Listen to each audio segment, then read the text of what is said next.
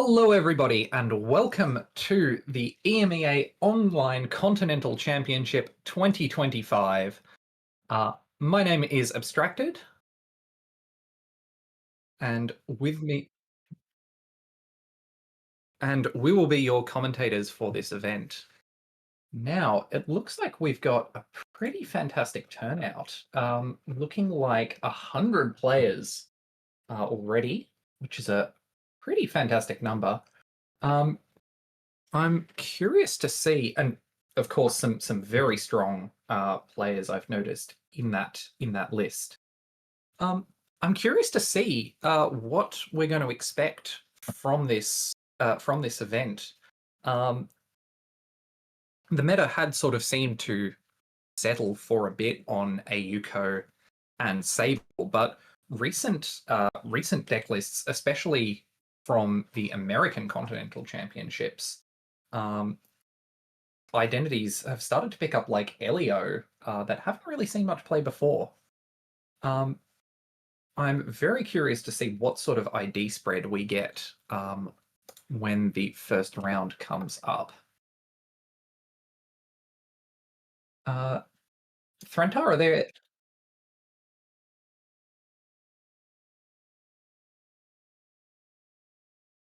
Hmm, absolutely. Are there any IDs in particular you'd be interested in seeing, Threntar?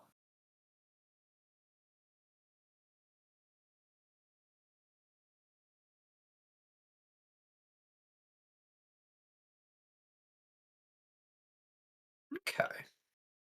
I'm very curious to see, as I said, how these LEO lists start to pick up and how runners respond to that.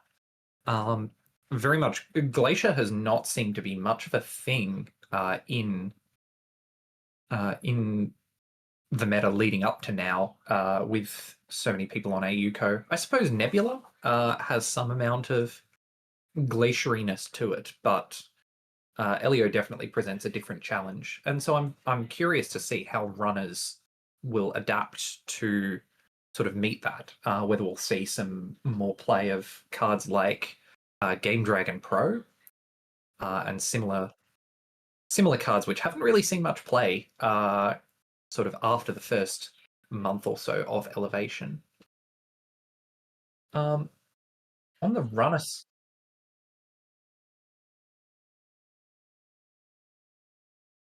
yeah, certainly. On the runner side, I'm not really sure whether there's much all that much new things going on. Probably the biggest deck that I've noticed that I've been playing a fair bit of and enjoying is Tuno's fantastic, well, many people's Tuno's, Koga's, I believe, many collaborators, fantastic Dirt, Lilypad Zaya list. Um, the deck has really does something different to what most criminal lists are trying to do. Almost halfway between criminal and shaper in a sense. Uh, and it's been a lot of fun. I'm curious to see if other people have experimented with bringing these sorts of draw engines into criminals and sort of changing what those sort of the standard economy package that we see from those decks.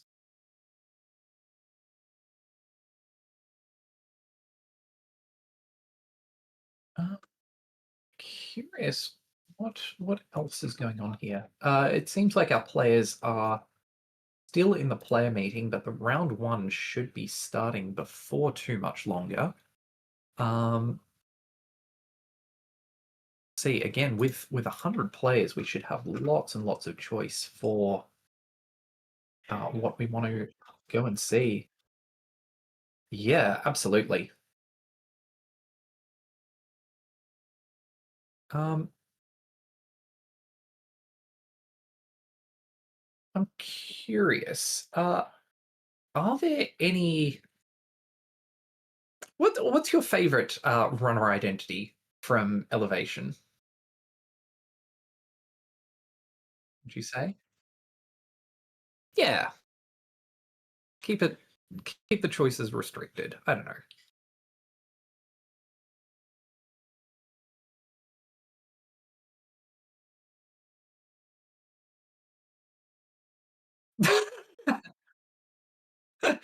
Okay, well, Anarchs we have Tapan and Phoenix.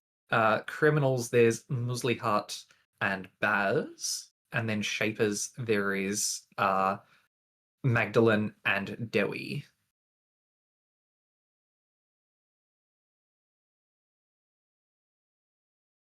Is there any of those that sort of have spoken to you a bit?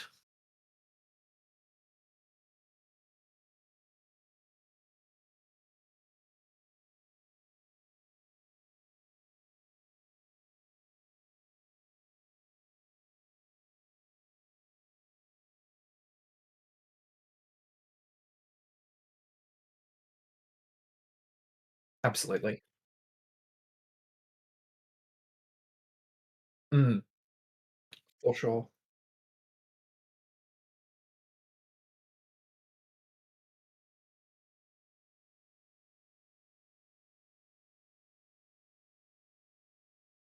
Mm,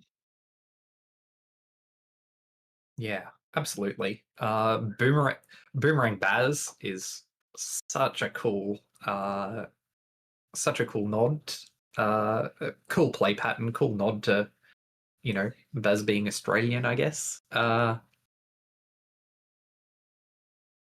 I've seen some very interesting lists in my local meta as well, using cards like Sarsi and Window of Opportunity to make lots of use out of that res text. Looks like there's some sort of issue going on with the player meeting. Hopefully that will be fixed before too long. Wow. This might be the fastest repair we've ever had in a Netrunner event. Pretty impressive to get a repair done before round one, for sure.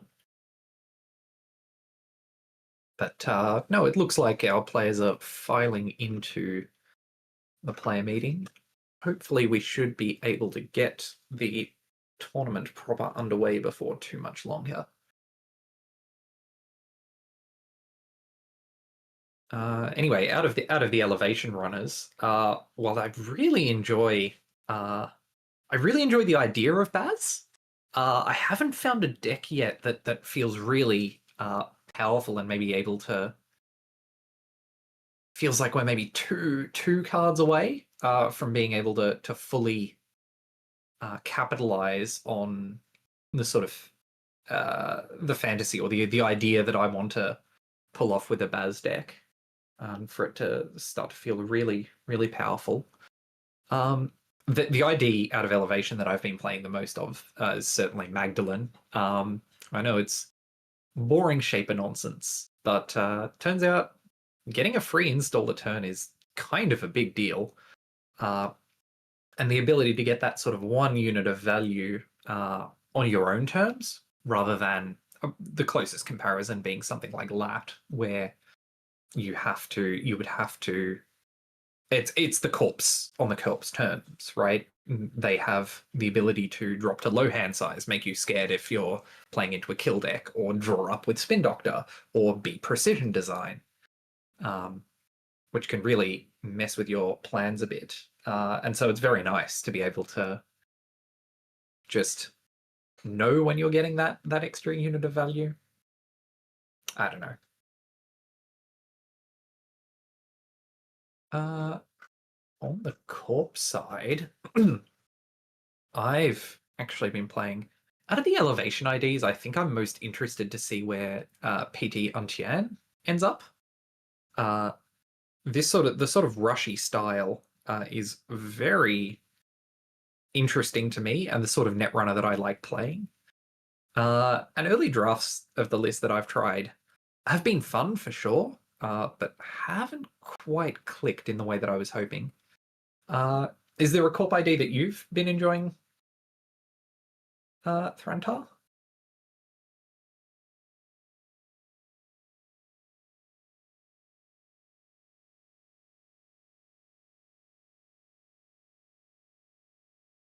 Oh, okay.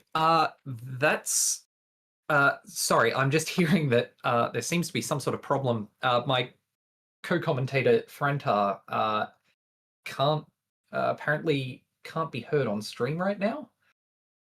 We're working to get that fixed, but sorry about the pauses in there. In the meantime, um, I don't know. I think there's a lot of interesting options on the corp side uh, in uh, in elevation in Netrunner. PT Untian, as I've said, has been a lot of fun. Obviously, Auko and Nebula had a lot of have had a lot of powerful decks showing up, and that have seen a lot of play in the meta. And those have been quite fun. Like I played Auko for a bit, took it to a major event, did quite well. Nebula, I haven't played so much of but I've played a fair bit into them, and it always leads to some really interesting game states. Regardless of, sometimes it can be a bit frustrating, sort of getting frozen out, having to run centrals over and over with no guaranteed reward. But it's. I think the games have been interesting enough, sort of because of that I've enjoyed it overall. Okay, I think I have Um, solved the audio problems. oh, hooray! You're back and audible, Hopefully, if we think. Stream Chat can confirm this for me, that would be lovely. Yeah, that would be great. All right, let's see. Can hear. Fantastic. Excellent. Yeah, I had the wrong microphone set in OBS. Oh no. All right. Well, glad to have gotten that sorted right now. Anyway, while I was asking about that, are these real tables coming up? Do we have round one pairings? It'd be very exciting if we do. No. Still looks like player meeting for now. No, it looks like we're okay. We've got about 15 minutes to kill. Round one is actually to be paired and start at past. Oh, okay. Cool, cool.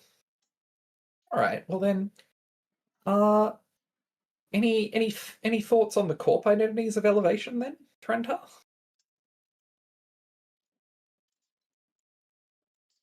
Certainly have thoughts. Give me 1 second. I am juggling tabs. Oh no. Sorry about that. So I do quite like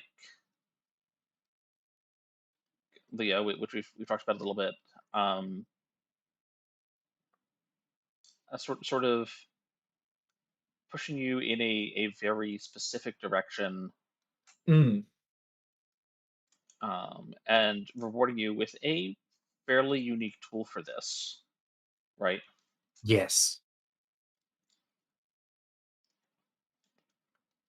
Yeah, absolutely. While the ID text is clearly really powerful, having to destroy your own board in a glacier. Again, I haven't played much into the new LEO lists and how they're working out, but I'm sure it can lead to some sort of interesting consequences.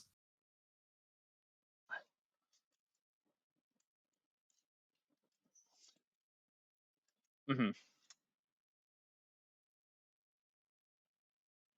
Um, Um, I I'm certainly curious.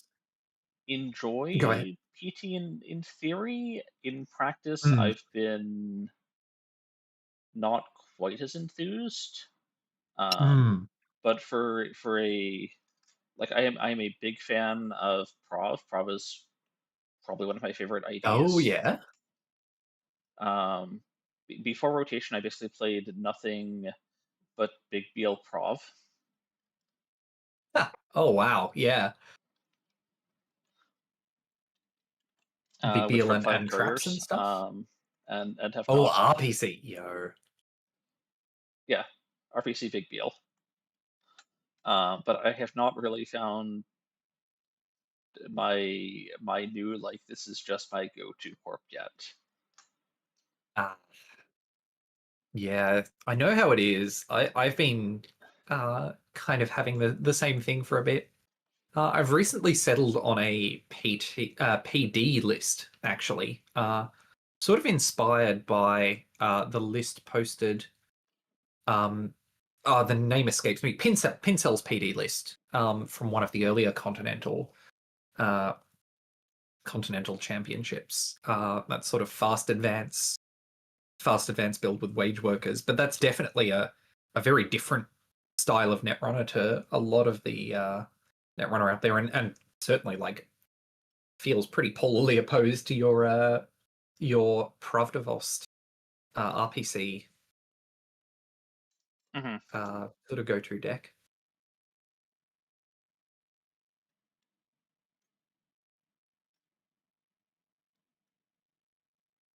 Yeah, I'm not sure. I'm curious to see what NSG does in the next set, whenever that will be. Because there's certainly playing in a smaller card pool uh, has some interesting effects for me on how Netrunner works. There's definitely fewer options, so Right. which seems obvious. But one of the things I've noticed is when trying to build runner decks, because I play a lot of Shaper, and it Hmm. feels like an event-focused Shaper package, at least in the way I've been playing it. It's been pretty difficult to make work. It feels like I understand why Creative Commission was banned. I understand that that had to happen, but it feels like we're just one economy event short of having a little more variety in Shaper, at least, for how you want to be getting money. Uh, which I don't think is necessary. I don't think it's necessarily inherently a bad thing. I think it's maybe the way the game has to go for a bit. But it's something I'd be interested to see changing later on. Uh, Hmm. I don't know. Have you experimented much in the post rotation card pool? I Any have fun not. ideas? Um, Ah, the one thing that like I want to really want to come back and revisit is one of my longtime pet cards on the runner side has been Kashyuk. ooh, that's a fun card. It is a very fun card, um, and I think there is space in the meta for the type of single high impact run that it really wants, and Absolutely. also I think it is very plausible to build the correct shape of programs and hardware to really support it without going actually that far out of your way. Yes, So I would before agree. rotation, I was on a pretty um, event heavy package with prepaids, right? Ooh, But of course, prepaid has rotated out. yeah, Um, but the new ASOPs is still at 2. yes. You can run things like Game Dragon. You can run a DZMZ plus Muse plus Cole econ Oh, package. yeah.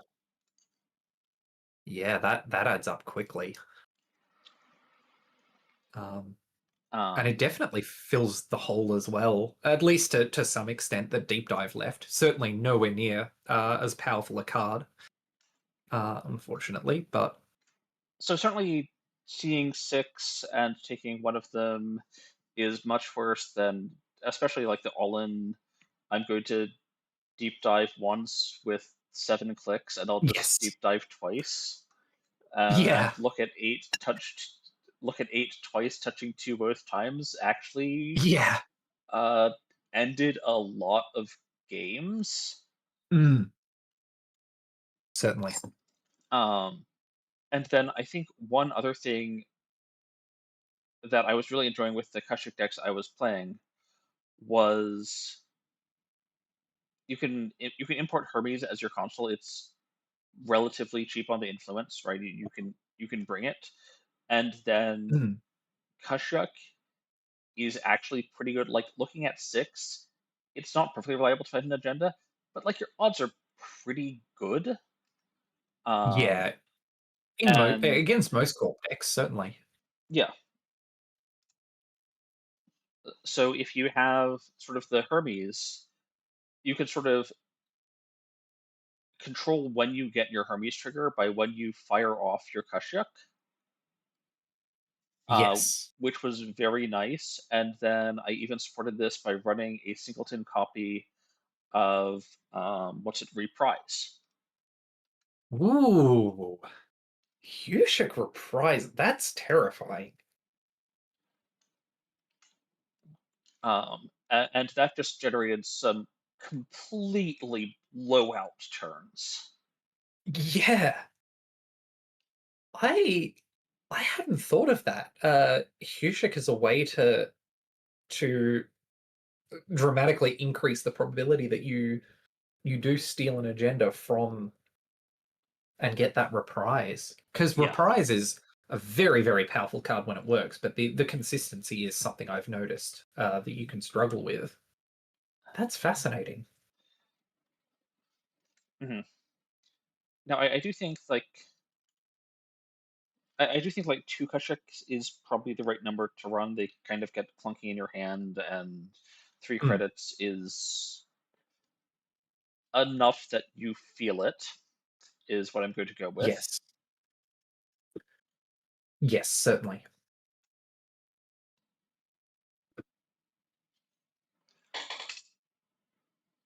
Yeah, three credits is a lot more than two in Netrunner.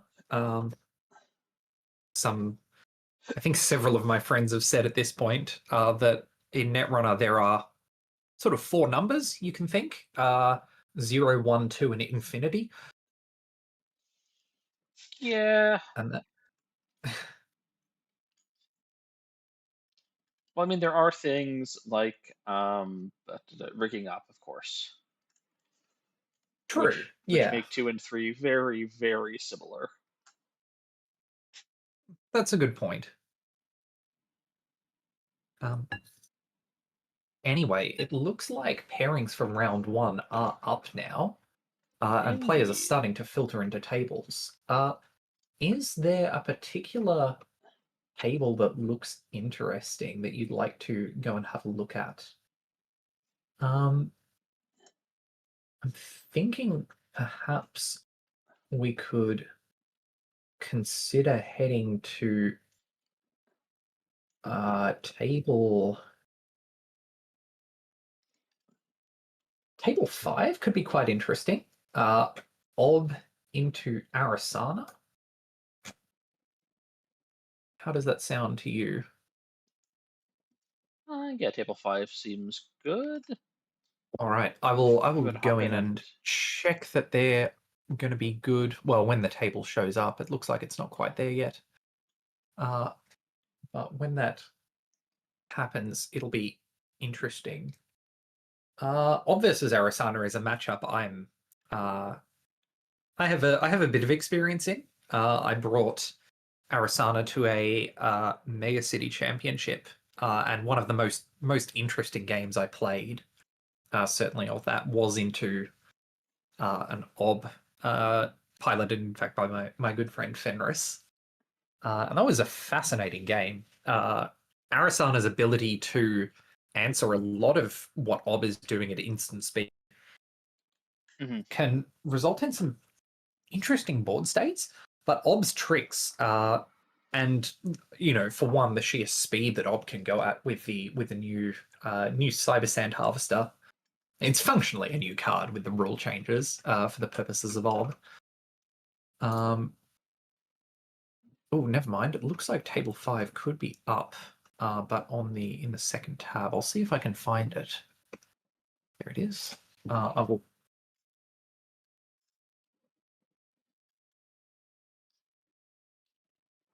I'm actually seeing a request in chat for table 13. Table 13.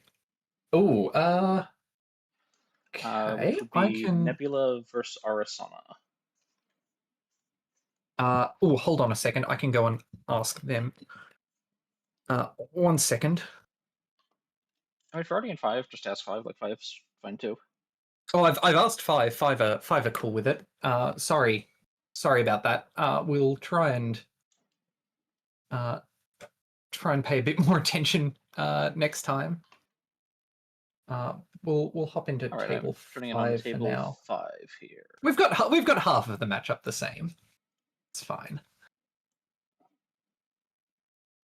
So I believe we are waiting for a few minutes, but we should be good to start pretty soon. Oh, looks like time has started, so we should have Ob taking their mandatory draw anytime now.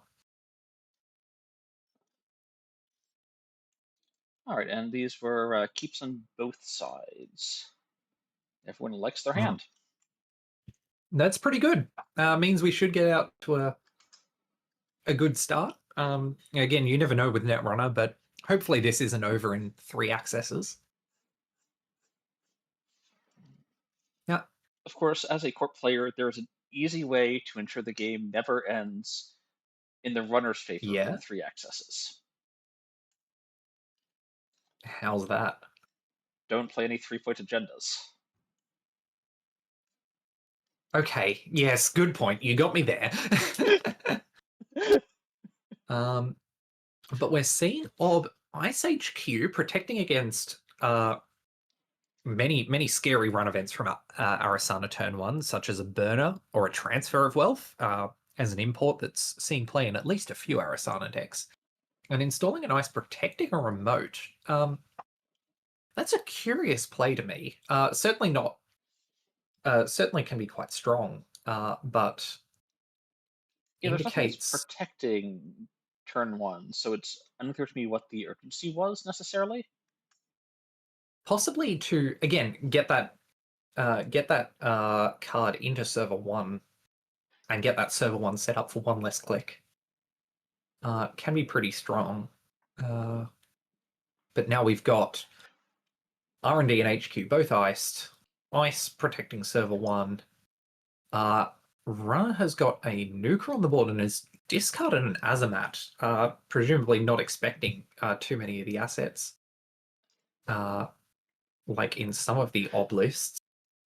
And we see environmental testing coming down. That is so much money on a stick. And Symbol Chip, quite possibly the strongest card in Shaper, in my opinion. Certainly very good. And he'll be rezzed. Coming in for some credits here. The other thing I was going to say about this potential ice on server 1 is are there any ice that are really dedicated remote ice? In Ob, I can't think of anything that's especially remote focused. Potentially, if the list is on something like envelopments or sandstones, those are quite strong to have on the remote. But really, it could be anything. Maybe it's less likely to be something like a hammer, but we won't know until the runner runs it, most likely.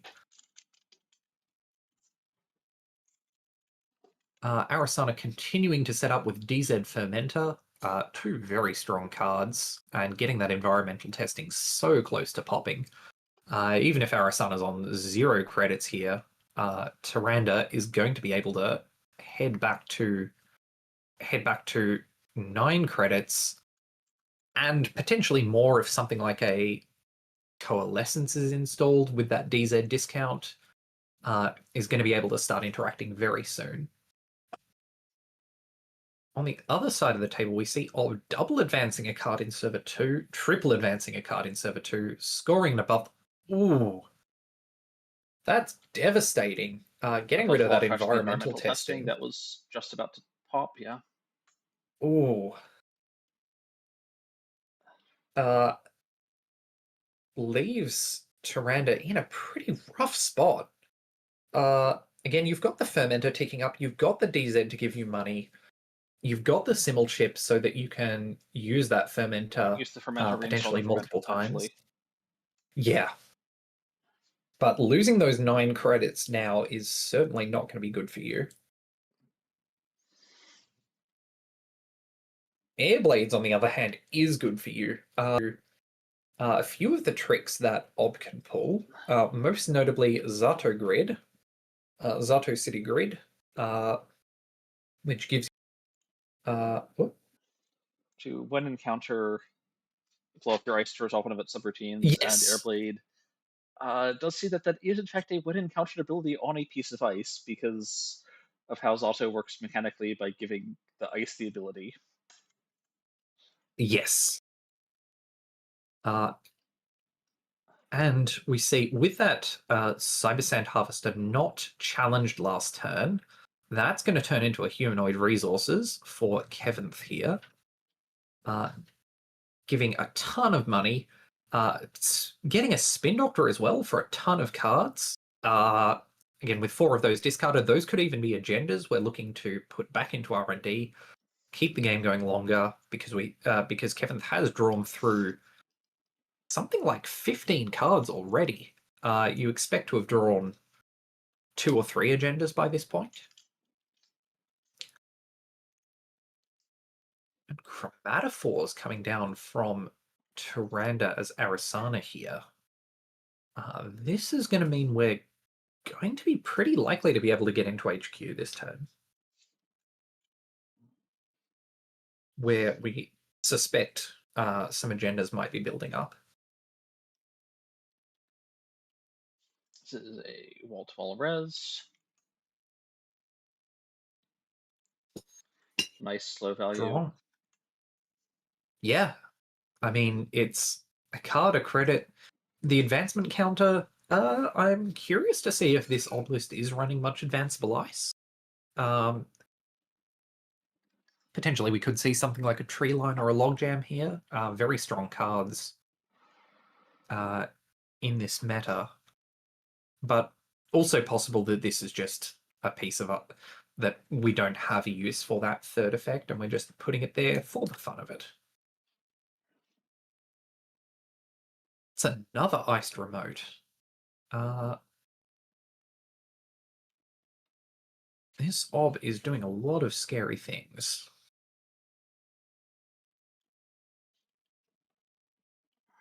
Ooh. Fire testing Urban Art Vernissage and a Simul chip. Urban Art Vernissage is interesting. It's a very strong card, but is a lot. I've had trouble using it recently. Since the rotation of a few key cards, mainly Ika and Cuban. Ika's ability to not be reliant on the corp having ice, and just being so much free value for UAV Arisana has been very strong. And whoa, hang on, I blinked and it looks like Kevin has scored a 5-3 with that Hearts and Minds that's come from a Cyber Sand Harvester in Server 2. Wow, that's a strong, very strong start.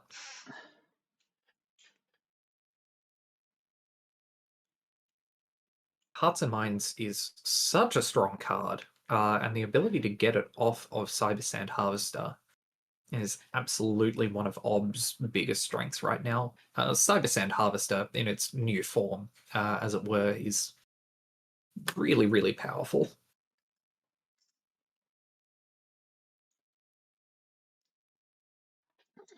In the meantime, Arisana's picking up the chromatophores, getting that UAV money to be used on other things.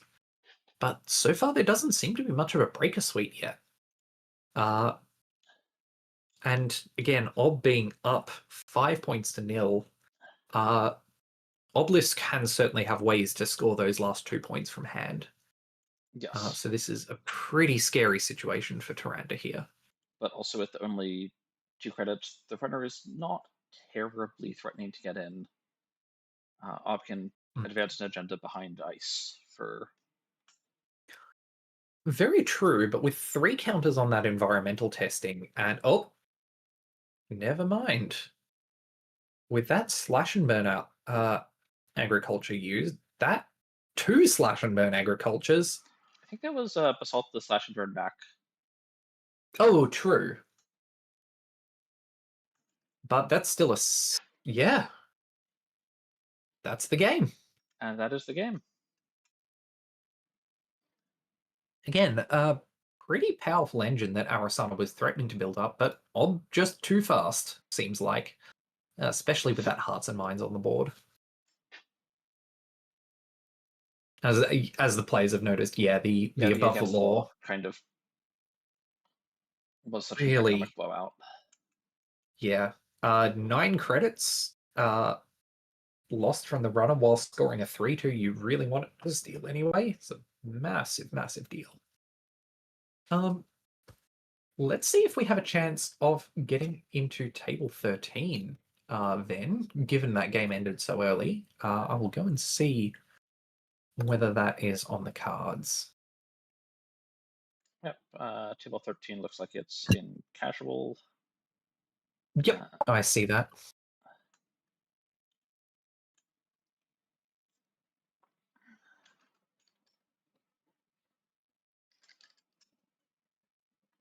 They're just making a run right now.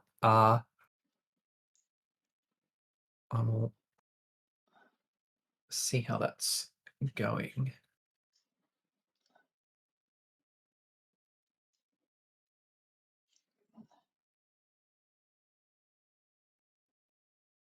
All right, we've got the okay from both of our players.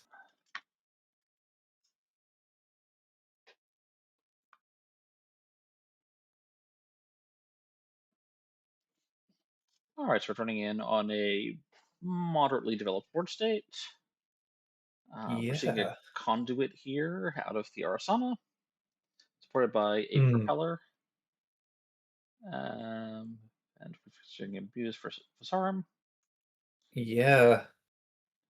Sam Entangler, that's very strong. Going to demand another piece of ice from Nebula in front of HQ to stop Arisana being able to flip Nebula so often. And Entangler is one of the few methods of interacting cleanly with Hammer, other than spending a bunch of money on a killer. Yes, very true. I'm curious what killer we could be on in this list. We see a lot of influence already from one copy of Transfer of Wealth. Fizerum Entangler. We'll see. So that's 7. You see the fermenters. There's probably more There's possibly more fermenters where that came from. Yeah. We could be on 1 revolver, but it looks like Echelon is most likely going to be at least a substantial part of our of the economic engine here. Which is really tough into Hammer unless you can get that 4th breaker down on the table to make that cheaper. So Fizerum Entangler doing so much work here. And we are seeing a really good call out on that turn with just reading the agendas are in hand, slamming the Entangler, using the Pizza Shao for extra clicks, running HQ. Using 2 agendas off that. Well, using that burner to add 2 non-agenda hands back to R&D, noticing there's an agenda in hand, running HQ, seeing a different agenda, lets you know that there is something to be gained there from HQ. And we are seeing the Echelon being found by this Muse. Yeah. Arizan can go and check server 1 right now, if he would like. I'm not sure. Server 1, but no, simply clicking Nuka and getting a telework down for lots of money later on. A little bit broke after that Muse for Echelon play. That's absolutely.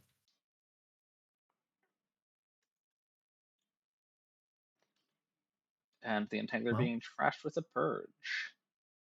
Yeah. When a single one of your viruses says the corp skips a turn, pretty strong. I suppose that also removes some of the counters off the conduit, which is another way that Arizona is threatening to win there. Hmm. Especially But with the rate only being at the time on 2 credits. That's certainly not enough to. That's not necessarily enough to res the outside piece of ice on R&D. So it's just the Doom Scroll protecting. very true. That Doom Scroll is going to be quite expensive to break, though. Actually, Arisana's ability may well put down another icebreaker to get the echelon up to 3 strength, and easily able to challenge. Oh no! Chromatophores coming in, making it a barrier so the propeller can get through.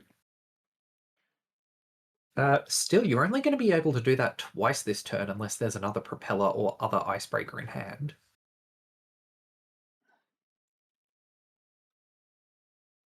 Yeah, well, it's looking like But, the twice this turn option. yeah, I mean, get the pressure ramping up on this Nebula, for sure. It's definitely a strong option. Oh, that said, with the simul chip on the board, that could recur the propeller for another access It could recur the if propeller, Arizona so chooses. but like it even consider lines like you could simul chip the propeller into an SMC, which then fetches propeller, and then Well, you just use the echelon. No, because that's your propeller yeah, gone. Okay. there's certainly shaper lines there. Yeah. I mean, SMC could get you a permanent breaker. I'm not sure what breaking solution we're on in this list, Yeah, but but if you're trashing the propeller to fuel your simul chip, you're not getting to 3 hmm, icebreakers for the echelon. true, true. You could. Well, Unity coming down, that breaks Doom Scroll cheaply as well. For only 3 credits with the chromatophores. Yeah.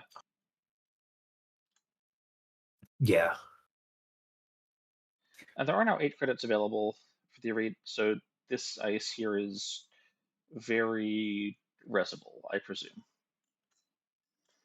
I'm not But we're not seeing expecting it res. Seraph. I'm not expecting Cloud Eater.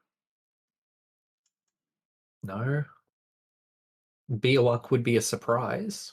With the post-truth dividend, you're likely to want to res that anyway.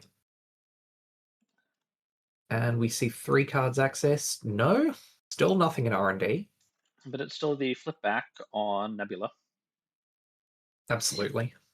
And that conduit's just going to get more and more scary as the game goes on, unless the elite wants to take another turn off purging virus counters. Right, exactly. And next turn, like if there's still no res on the outer piece of ice, it's click the telework and then conduit for 4. Yeah, absolutely. Though that is still a scary proposition, with Nebula on 10 credits, able to res some pretty scary ice. A hammer would probably be. Though actually, perhaps with the simul chip on board, there are ways around a hammer. No, I suppose anything that isn't a barrier gets hit with Ferzarum Entangler from the simul chip. And Arizan could jack out before encountering the Doom Scroll if enough credits are spent on that outermost piece of ice.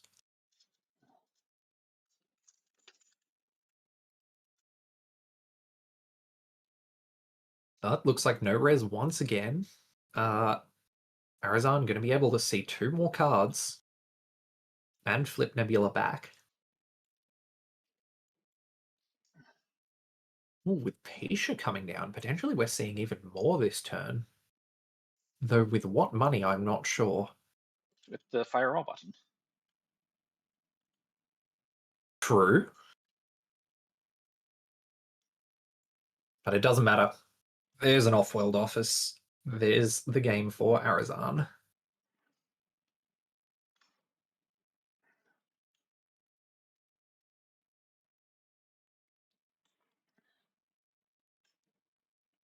Again, interesting matchup. Arisana into Nebula. Arisana's ability to pressure a single server repeatedly with Trojans, being able to sort of maximize use of that Phaserum Entangler by making one server very easy to run, can be a struggle for Nebula. It can make it very hard to stay flipped, especially early.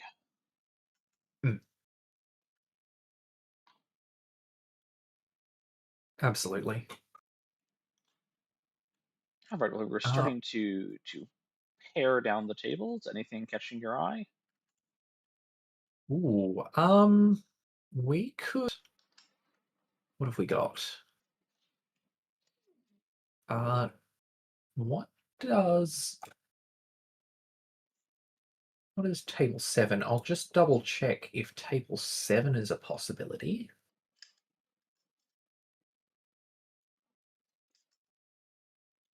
That is a Magdalene and an Auko.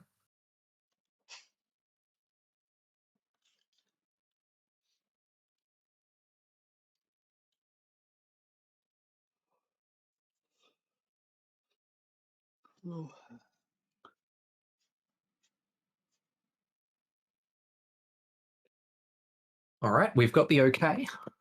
Let's go and see what's going on in table 7. So Auko into Magdalene, certainly one of the archetypal matchups, I would say, of this ban list. And we've got a few key cards now. Oh, though this is an interesting Magdalene list with Knick-Knack O'Brien and environmental testing. These are cards I haven't really seen so much in Magdalene lists. Super interesting, though. We're seeing some reports from the players that they have recently joined the same team, so this will be. Well, I'm not going to say this is a team kill because this is round 1, and I'm pretty sure if you win out from here, you will make the top cut. But this is a team mutual inconvenience. Certainly. Yeah. Always sad when you get matched up against when you get matched up against. But this is super interesting. We're already up to, which turn is this? This is end of turn 8, and there's only 1 point in score areas. I'm not sure what's quite happened so far, whether a lot of agendas have been shuffled back into archives. Wait, no spin doctors or moon pools removed from the game. That's likely not happened. So there is a Where are the moon pool agendas? and a spin doctor, both in archives. Both So in they have archives, been so they... moved reuse. Yeah. Very curious to see then where the agendas are. I mean, all in R&D and HQ, one presumes, but how Not There have Yeti is also going to be able to been get to them. 3 mindscapings, which can potentially have put one back, and then you find a shuffle someplace that isn't Spin Doctor to go stick it more thoroughly. Yeah. True. Are there many ways to shuffle that don't remove themselves from the game?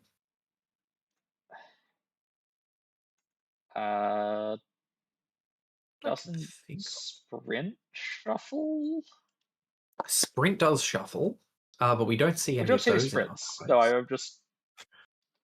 I suppose there are plenty of ways to, or at least a few ways to shuffle without having to RFG. But, ooh, there we go. Muse getting a cupellation on Not Yeti's side, forcing the moon pool to get the agendas out of hand for Tyrus, because otherwise with that cupellation, Not Yeti could see the entire hand. It still remains to be seen whether those agendas are going to be able to get value in placing advancement counters on both servers 1 and 7. That's interesting. Okay. But with see how they run revealed, it looks like Torpedo Tyrus here could be on some sort of complexity AUCO list, I'd like like to we've seen at some of the other events. just shout out here our Muse, which is hosting a cup, which is stolen an Oppo. I love towers.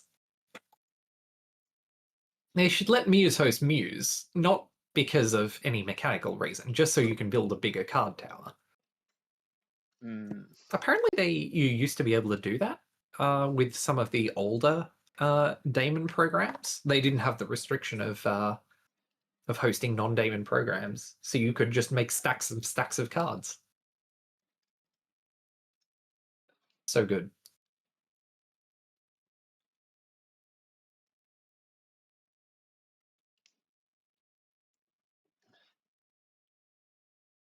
So Yeah, there are let's. now known to be 2 agendas in R&D. Yes, I'd be curious to see if something like a conduit or some sort of other R&D multi-access comes down soon, because that could be a very, very powerful effect for Not Yeti here. On the other side of the coin, I'm curious how Torpedo Tyrus is going to be able to play around this. Whether there's simply a lot of agenda points on the board already that are going to be scored out, whether there's something like a FUT on the board to be able to dissuade the runner from stealing agendas or sort of gain tempo if he does.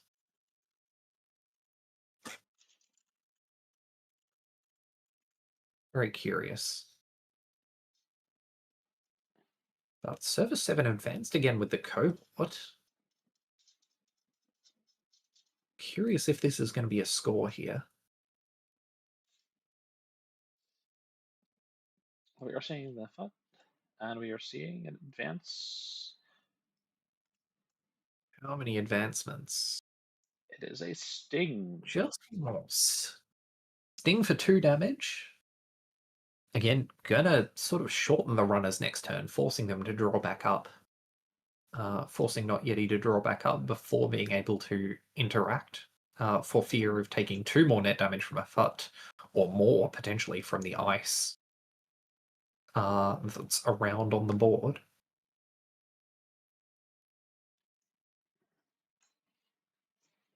And 2 more remotes. Yep. And therefore a slight zoom out so we can fit all of these remotes on the stream. Yep, certainly. We love horizontal decks.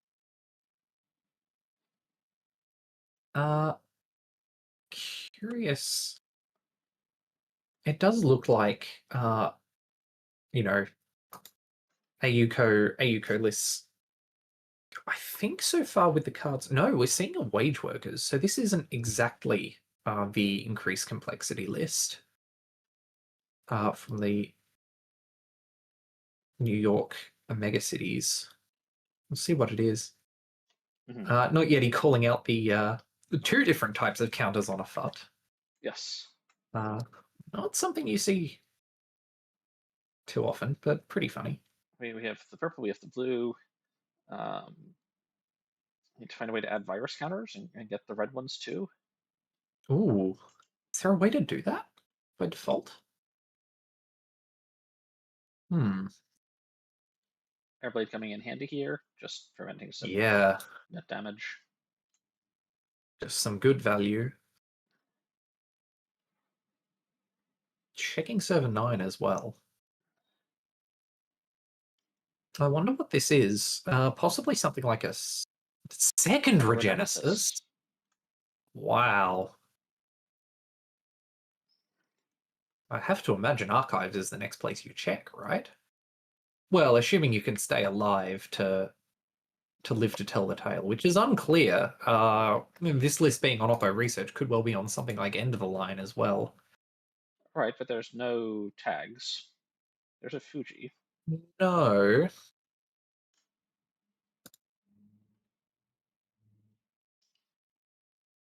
Not yet going down to 3 cards in hand, but on 5 agenda points now, which is pretty good. I mean, if Not Yet he runs here, touches a 2-point agenda off the top of R&D, I'm quite certain that the corp cannot kill him. That's a very good point. Or just see 3 cards from hand and hope one of them is worth 2 points. And Oh, there it is. and it is. Longevity. That's how you beat FUT, clearly. Just steal 7 points in one turn. He's only going to trigger once.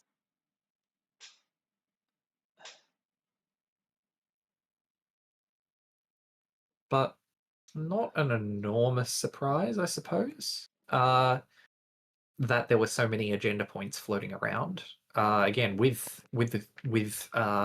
Torpedo Tyrus here having gone through at least half the deck and only shuffled sort of 2 agendas back with Moonpool, you do expect there to be a lot of points hanging around.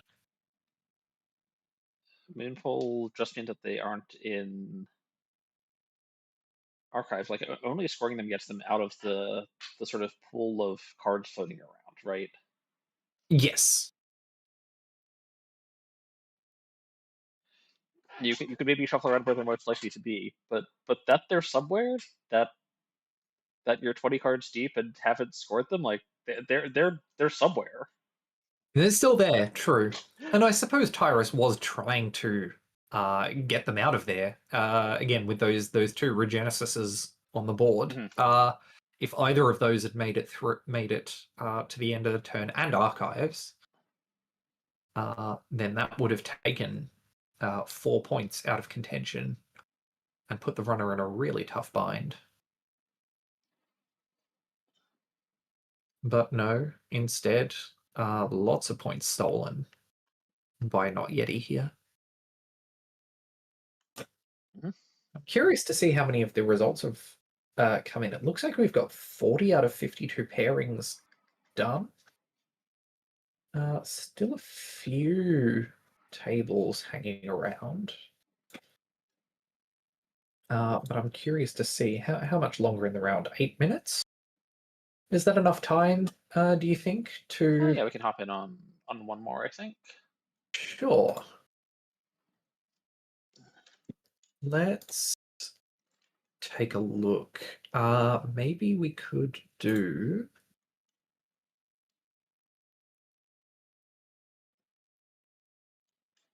I'm very nervous to hop in on a table and see it immediately finish. I mean, that just kind of happens sometimes, honestly. True. Let's see what table 25 looks like.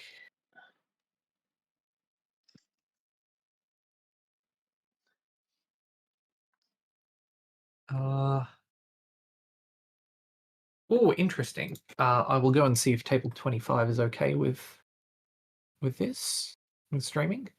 Mm-hmm.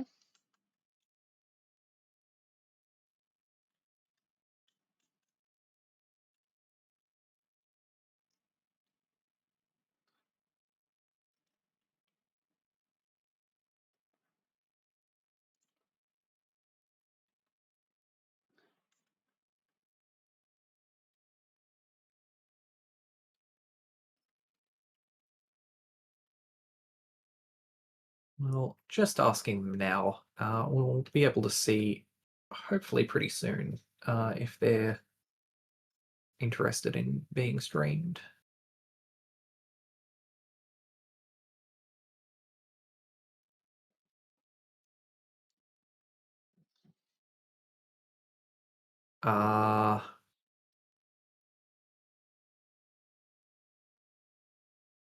Doesn't look like it.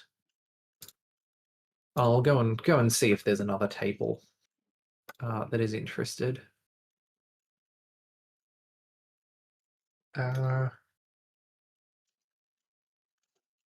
Maybe table 11.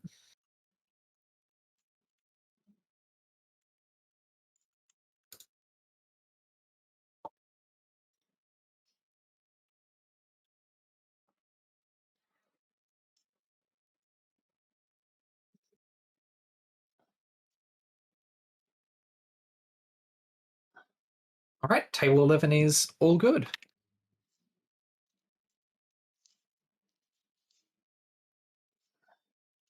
So we have Ob Super Heavy Logistics once again. This time into a Hosiko list. We see Hosiko with full rig setup and a Cupulation hosting an amazing amusements. Great interaction in Cupulation's favor, by the way. Yes. And fully loaded. Well, not quite fully loaded. Mystic could have one more credit on Yes, it, the but companions have the potential of being a bit unhappy soon. If yeah. That said, Sviatogor Excavator is a very good use of fencer money. There's a good chance that that Can here has something installable in hand. Though whether it's something you want to install is another question. But no, just a no free lunch coming down. Paladin and Fencer are going to be unhappy. Curious to see what the choices are there. Likely just wanting to get the host flip back is the reason why, or is a reason or an advantage, I should say, of choosing not to run there. I feel like if you're going to have the fencer trash itself, what's sequencing look like? Like, can you just use the paladin trash to trash the fencer Oh, first? that's a good point, actually.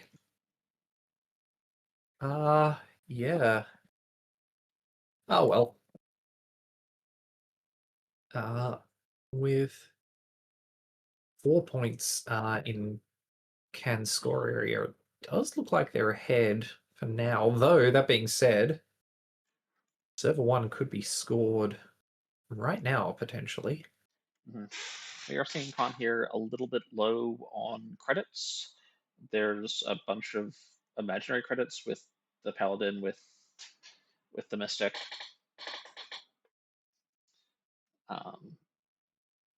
Yeah, but those credits don't get you into servers right now. Yeah, and those Free credits credits also on the no take free lunch too. a couple of clicks to unload, right? Yes, it's a good point. Tricks to Taka coming down, even more imaginary credits. Just what we need on this board state.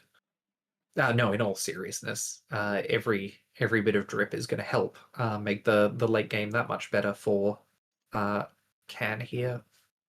Although speaking of late game, the twinning being sniped by meat damage certainly is making the late game a bit worse. Multi-access is a great method of making your credits and even more importantly your clicks go further. That's a great point. Another thing that's worth being aware of is, as we've seen before, Ob's now gotten to 5 points. And as we saw in, I believe it was our first game earlier on, Obs can very quickly turn 5 into 7 with slash and burn agriculture. Although that was with As a a loaded Basalt card. Spire, and we're not seeing a loaded Basalt Spire anymore.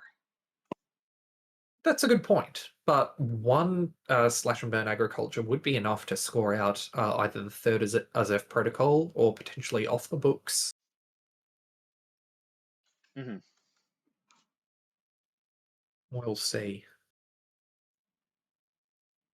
Case can not quite making it into HQ, but forcing a lot of ice to be raised from Ob's side of the board. Though Sviatogor Excavator does give Bridgman a good way to recover from being on a low credit total here. And we are seeing some, once again, unhappy companions. Yep. What are we going to do about Paladin and Mystic here? Paladin, they're both going away. Oh no. So much potential money off the table there. I would say there should at this point never be any issues using the Trickster credits which in turn gets you the Keiko credit. Good point. I suppose during any run, you could just boost an icebreaker for the hell of it to get that money off the trickster, get the money from the Keiko. Mm-hmm. Although I think rather this was a run where the boost or paying to break did something for you. But Good point. That is time called in the round. So Bridgman gets to finish out his turn here. Can will get one more turn to try and steal at least 1 point to tie, 2 points to win. and Unless if Bridgman's you going know to be all you able have to to do is score out touch an with 2 agenda points. somewhere, it does greatly clarify your options. Although the 0 credits are not terribly great for that. Well, the scoreline does say 0 credits, but there's going to be 1 credit on Trickster at the start of the turn. You get 3 credits from the no free lunch if you want, and you get an extra credit when you spend that Trickster credit. Yes. So, in a roundabout way, Can here is kind of sitting on 5 credits. Mm-hmm. Uh, might be enough for one run. Yeah, better yet, if that run is on HQ, being on 0 real credits means you can get through the Afshar only losing the credit you gain from the Keiko. If you were to use the Taka credit to use Buzzsaw to get through the Afshar, you'd only lose 1 credit Okay, but then you still need to from the get through Afshar's first the subroutine than Mascarovka. 2. That's fine, that's what the no free lunch is for. Yes. Gives you 2 credits to break the end the run and boost to strength, and then you have a credit left over to C3 with copulation. And 3 accesses is a lot at 3 this stage of the is game. a lot.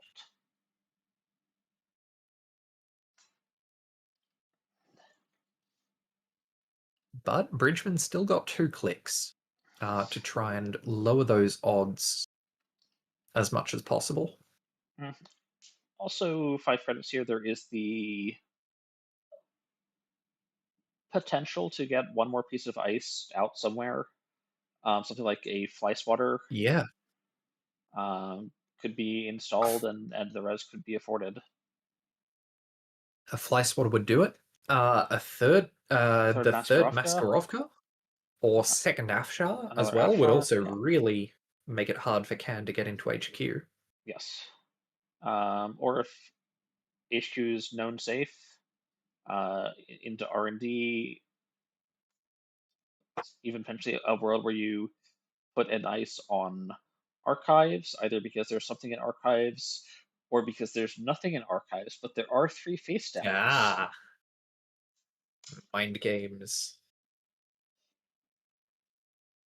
Very interesting part of Netrunner. Let's try and psych your opponent out on this last pivotal turn. Mm-hmm.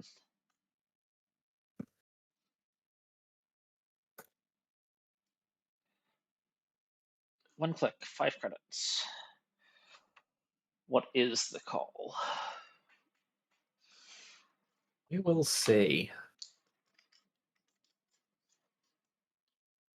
Something like an ice protecting a central server or a spin doctor in server 10 are probably the 2 things I most expect to see here.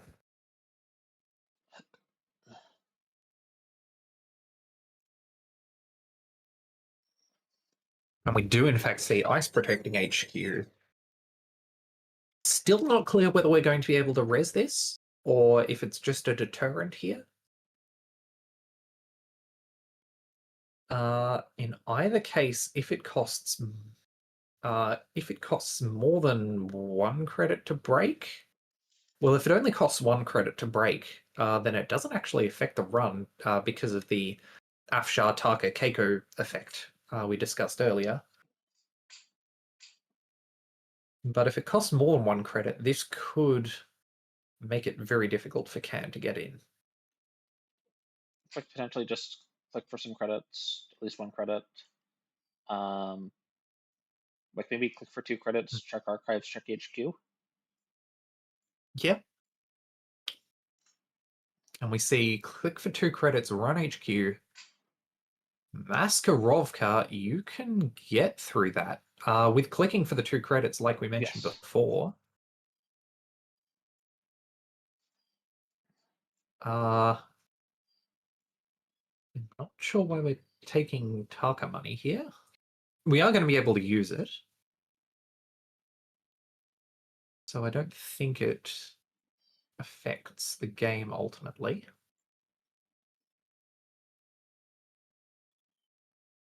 Simulchip Botulus, a call out from the chat. That's also a good way of getting through that. You know at this point in the game the echelon's no use to you. Mm-hmm. This could also be potentially used to take a single on R&D if you don't want to. Yeah. True. Yeah. Simulchip Botulus does let Kang get a single on R&D in addition to these 3 accesses from HQ.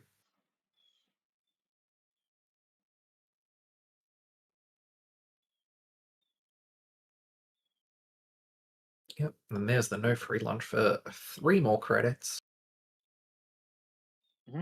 Gets Ken into HQ with that 1 pivotal credit remaining. Yep. And there's an Azef. And there's the Azef. That is enough for Ken to win. Are we going to go for the run on R&D anyway? Run R&D, hit snare, die. True. Like the odds are so low, but the odds of losing if you click for a credit are Well, actually 0. that's true. Wait, is it even possible that it's a snare on R&D? Well, it can't There's be a snare; it could be a bite. 3. Okay. Yes, good point. Is it possible it's a bite? We see 1, 2, 3. I guess it's still possible with all 15 influence.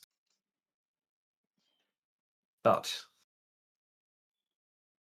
you never know. Could be.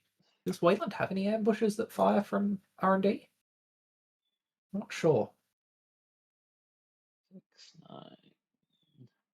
Anyway, that is that game concludes finishing. round 1 of the 2025 EMEA Continental Championship. Yeah, certainly does. And just scrolling through the results, it looks like we're seeing a pretty reasonable balance between Yeah, runner looks and like side corp wins balance here. is fine. Maybe a few more on the corp side, though it's hard to judge from just, looking at R's and C's.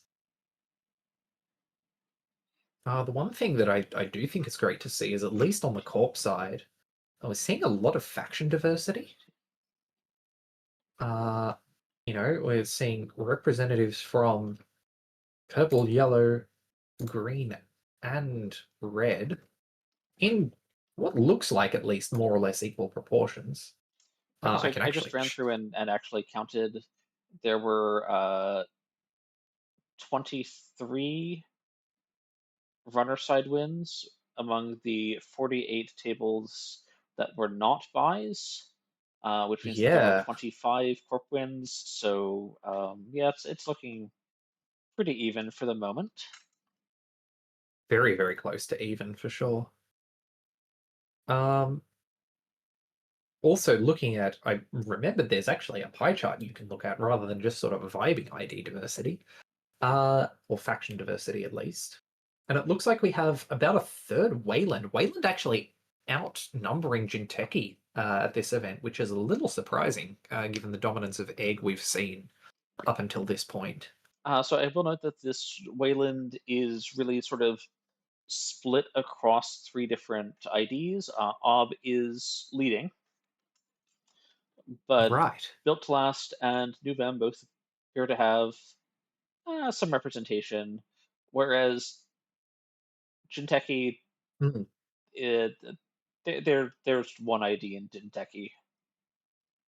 Hey, there's 5 Restoring Humanity players as well. There are 5 Restoring Humanity players, and there That's is one Atea. That's pretty good. Atea's. I can see Atea doing some really cool things. Mhm. I haven't tried it myself, but there's a lot of with cards like Mercia Ballard, letting you install ice clicklessly, getting your if that's your Atea install, then you're gaming. Oh yeah, yeah. Whereas with like HB is actually representing 6 different identities at this tournament. Wow. There are 6 PD, 5 LEO, 2 Mirror Morph, 2 Poetry, 2 Thunderbolt, and 1 Fillet Subsea, Safety Below. Wow. So That's that's surprising. Does is that HB have the actually most every ID? HP ID in Standard? Two from Elevation, one from Gateway, and then one from each of the 3 narrative cycles. Yeah, that's every HB identity. Yo. Very exciting. HB of all the factions, I don't think I'd have picked it.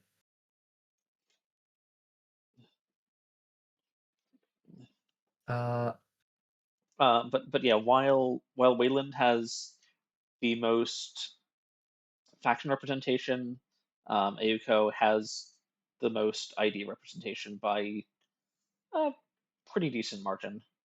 Um, yeah, absolutely. 25 players on I Auko, and the next closest is Ob at 18, and then it's Nebula at 7, and then we get into and these are some other IDs that people brought. As we have, it's yeah, 25, then 18, then 11, and then 7, 6, 6, 5, 5, 5, 3, 2, 2, 2, and then mm. some ones. That said, there is definitely a strong effect in tournaments to playing IDs that people don't expect and don't know how to play around yet. Yes. You don't want to count out the surprise factor in these events. Anyway, it looks like pairings for round 2 are up. So let's see if there's a particular table that we are interested in going and visiting. Maybe. Just double check. Ooh, how about table 25? Go and see some Mirror Morph gaming? I'll just double check that that is one that is okay to stream. I think it might be. Let's go and check that the players are okay with that.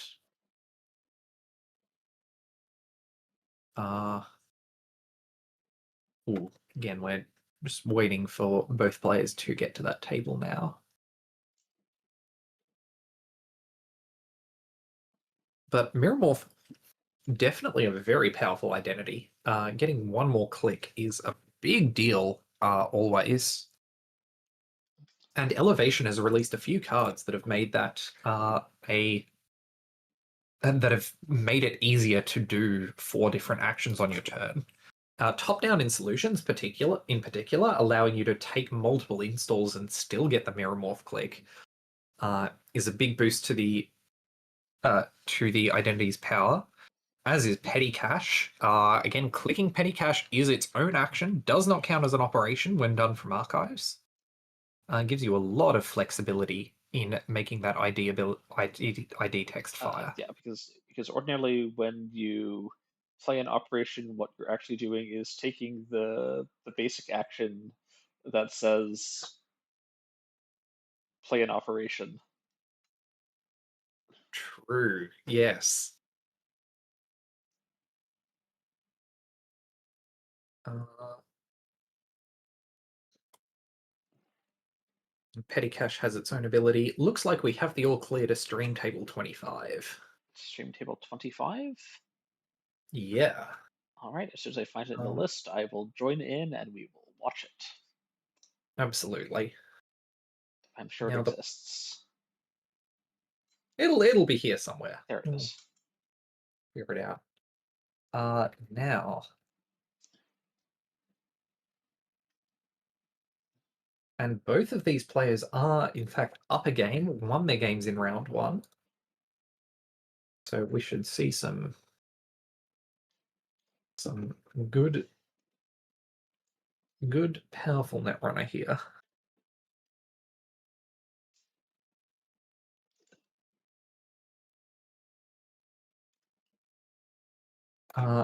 Looks like a keep from Wacko, and a mulligan from Cobalt over on the corp side of the table. Welcome, Cobra. Keep on Professor Rocco. So we have here Sable versus Mirror Morph. Yeah.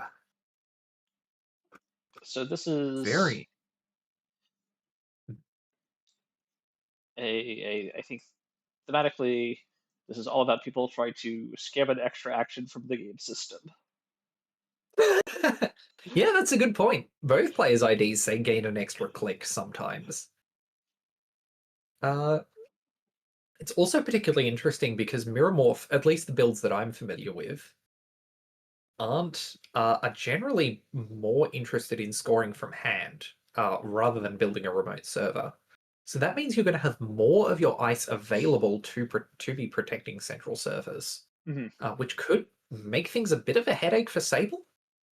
On the other side of the coin, if you, as the Mirror Morph deck builder, are looking to exploit that to be able to get away with running less ice than you otherwise would, that can cause its own problems playing into Sable if you're not going to be able to build up as much defenses as you would like to otherwise. Cobalt calling out that she has played exactly one game on this before bringing it, which is, again, Thankfully, JNet, while not a we'll full see. rules engine, will help do a lot of your tracking for you and reduce some of the overhead. Absolutely. But I'm very curious to see what sort of lines we see from this list. 3 installs, foregoing the Mirror Morph click turn 1, often what you have to do, given how a game of Netrunner is structured, unfortunately.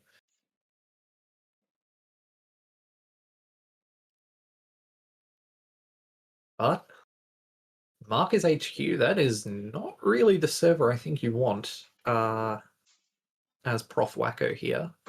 But boomeranging the remote, actually. Boomerang clean getaway lets you check it. Boomerang breaks most ice you expect to see out of HB, for sure. And taking out that anthill turn 1 is a massive boon for Sable here. Keep the corp's economy, stop the corp from getting their economy off the ground early. Gonna make things easier, make it easier to exploit that mark that Sable gives you. Mm-hmm.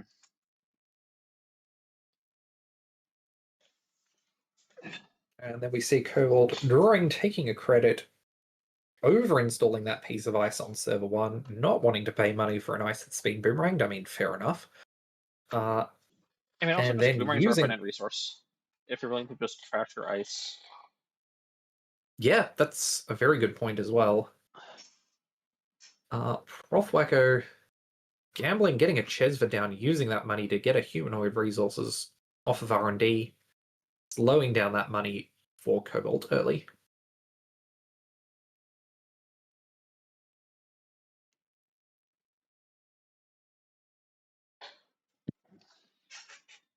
Bravado onto HQ, sees a Tattoo Bowler. That's fine. Yep. I'm generally very happy to know where the tattoo bolas are and know that there are tattoo bolas. Very good point. This is out of faction, so... Yeah, that's the other thing. Like I was thinking, okay, so this is sort of an extra install, but this doesn't install in any sort of. Now that said, if you're expecting a lot of, like, Tattoo Bola can be both a good piece of econ and also a good tech piece into especially certain types of ice-breaking solutions. That's a good point. It is a Transfer of little wealth. rough into Tatubola on the into Kurapira on the other hand, because it's pretty cheap to go through, and then um, Vikram gets to bank up these bypasses. That's true, but depending on the style of corp you're playing, sometimes it's well worth it to trade those 2 credits per pass Yes. for the ability to, you know, for that sort of implicit agreement of you're not going to be able to use your bronze this game. Assuming This is that's a very good trade the if you don't big have Brawn, barrel. and a much less good trade if you have Brawn. Well, it's a very good point. And sometimes you can play the whole game knowing that because you're taking the trade, you're not going to have access to the Bran this game. You're not going to be able to leverage that in the same way other decks might, or you might do so in other games, and it can be surprisingly fine, given you're giving up on a pretty So strong card. Loke gets the agenda, and now is trying to come back and Yeah, actually take the agenda. yeah. Deciding to pay not to steal it.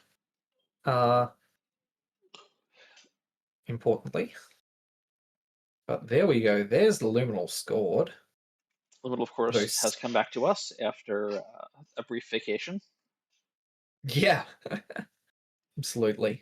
But we are seeing Liminal And do here a very bad imitation of being an off-world office, as the 3 clicks turn into 3 credits. hey, it's 1 advancement less to score. That counts for something, right? Sorry, what's that? It's 1 advancement less to score. That's got to count for Yes, something, it does. right? Give it a 1 credit rebate for that. Send a message off the top. Gonna start to equalize that scoreboard. Again, very much not what you want to see out of this style of HB list. My best guess at the agenda suite would be 2 sender messages and a whole pile of 2-point agendas. Mhm. So seeing that sender message stolen, knowing the runner's going to be able to win off only 3 steals rather than the 4 that you sort of hope will happen, Yep. Is pretty rough. So we do see the 1 tag currently being floated. I do think Cobra's not looking at enough credits to make her necessarily happy about trying to trash, for instance, the class act here. I guess there's an outside chance that there's something like greasing the palm in the list. Yeah. Greasing the palm, letting Cobalt score another... Oh, is there a mirror morph combo you can do? There's probably a mirror morph combo you can do. Greasing advance, click bass, do something else, get mirror morph, click, score like a 5-3 from hand? Yeah, there's probably I don't a know. 5-3 scoring line somewhere.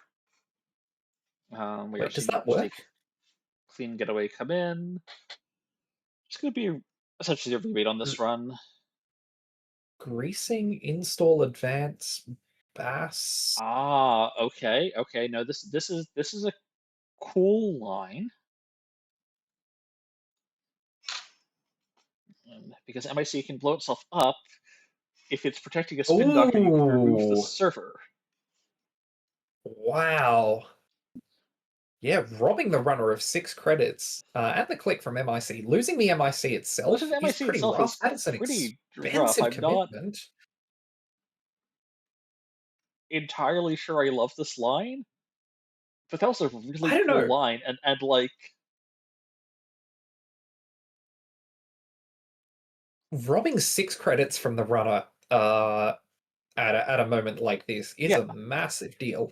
Like, you're trading your 6 credit investment for 6 credits from the runner and the click and potentially the more money that they had to spend breaking it the first time. That seems pretty good. But transfer of wealth going to flip that balance back into the runner's favor. Stealing the sender sometimes the message important thing to even do is after the spin just doctor send a res message whenever. True.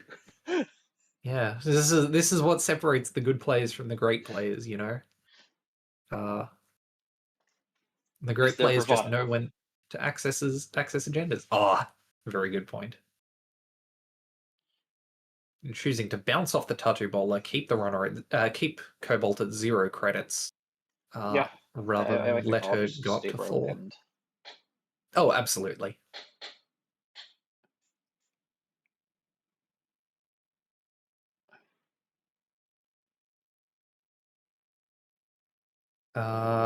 But now a single access is going to win the game here or could win the game here for Prof Wacko. Mhm. That said, out of Mirror Morph can certainly score 5 threes from hand, kind of out of nowhere. So this game is. That said, with 2 center messages now in the runner's score area, it's very possible there isn't a third in the deck. right. So quite possibly Cobalt having to score out 2 3-2 agendas here, or 4-2s.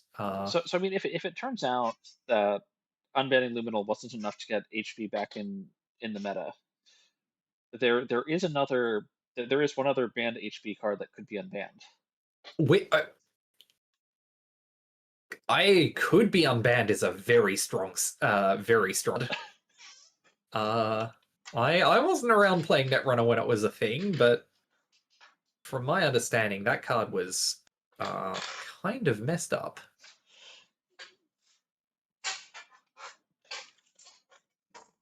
But it would be a way to add more 5/3s to the stack.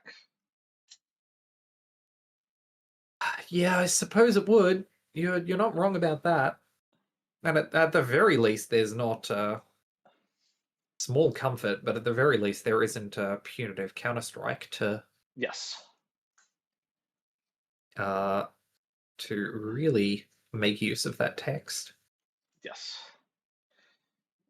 But Prof Piercing Wacko, and Anthill being trashed out here. yeah, Pinhole's pretty great here. Not Yep. not letting you fall into the plan the corp I imagine would be going for of trying to drag you through that scatter field over and over again. A very taxing piece of ice. Getting to use those pinholes to avoid that, save your money, keep the ability to challenge the remote, and let agendas build up in HQ. We also see one of the cool little interactions here between Pinhole and Chesva. Yes, that's a great point.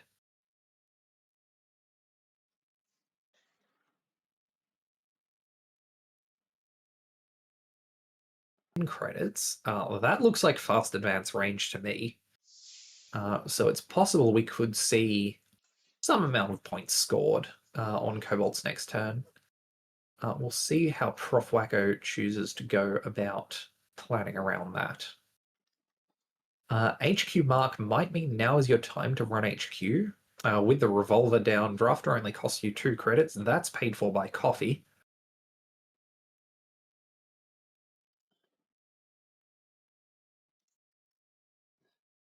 And Sable gives you your click back for that. Mm-hmm.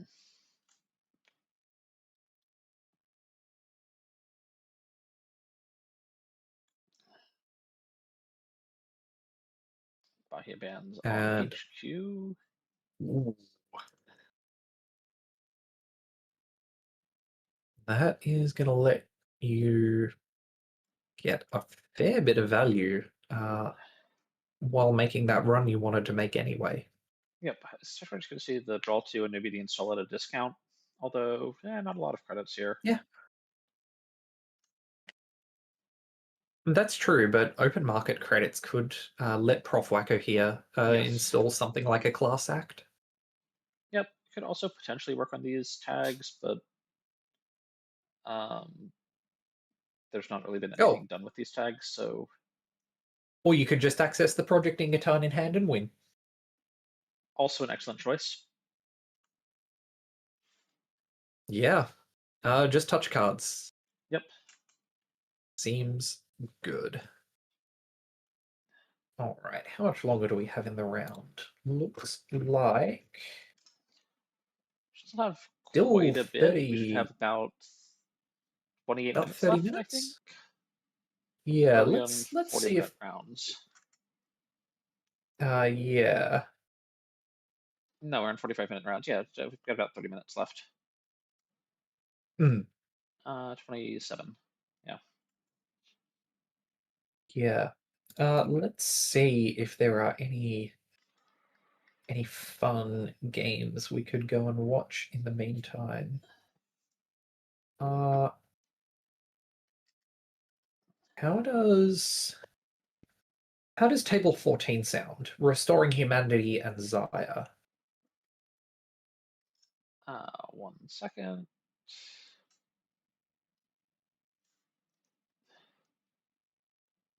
I haven't Sure. asked yet. Yeah, all right.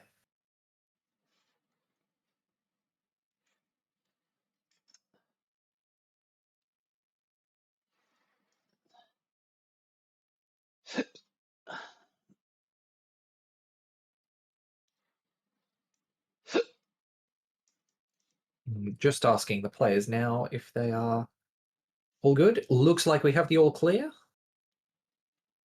Let's head over to Table 14.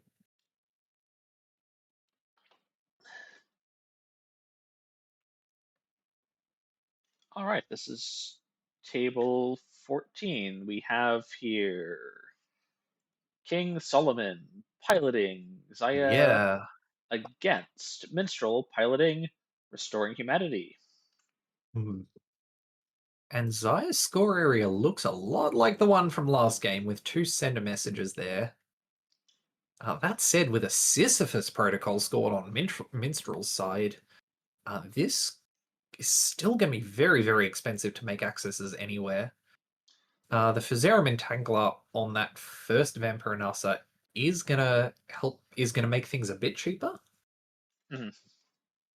Still, so many quite And expensive to while get there have through. been 2 scored set of messages, I am looking at this ice that is currently res out of Restoring Humanity and seeing 2 Vampirinases, an Empiricist, and a teeny. So I am thinking that these set of messages probably got some pretty good value. Pretty big ice. Pretty uh large. Uh So this is some pretty big Again, ice, but one thing I'm noticing is that like most of this ice doesn't say end the run. This is that's true. But especially with the Sisyphus protocol on the board, a lot of it does say do net damage. true, And true. do 6 net damage is almost equivalent to end the run. In a weird way. Yeah, yeah. And the runner is running out of hit points as well.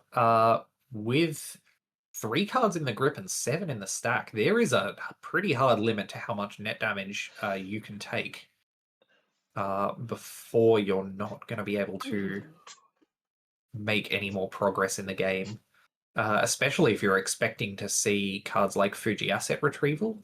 I don't know whether that is in this list, With but Sisyphus and send a message, it seems like it's if you're trying to play for minimum agenda density, then something like 3 send a message, 1 Fuji, 3 Sisyphus Protocol would do it.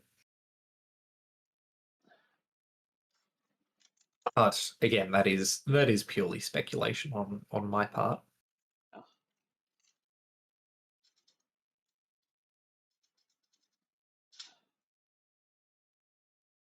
And King Solomon, it's unclear what the best way forward uh, for the runner here is. Opting to just draw cards and take credits, not necessarily a bad plan.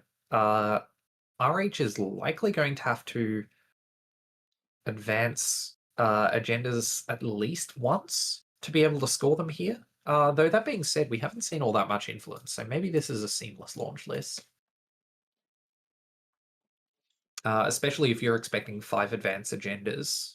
Lacosta Grid will get you only one of those. So I mean, I will say if your ice suite looks like this and you think you can get it rezzed, maybe you're not. Maybe you could just like install advance, score. That's a good point. But that means in that case, King Solomon doesn't have to run servers that aren't already advanced once or Yes. twice. Can make that sort of decision, that target selection a lot easier.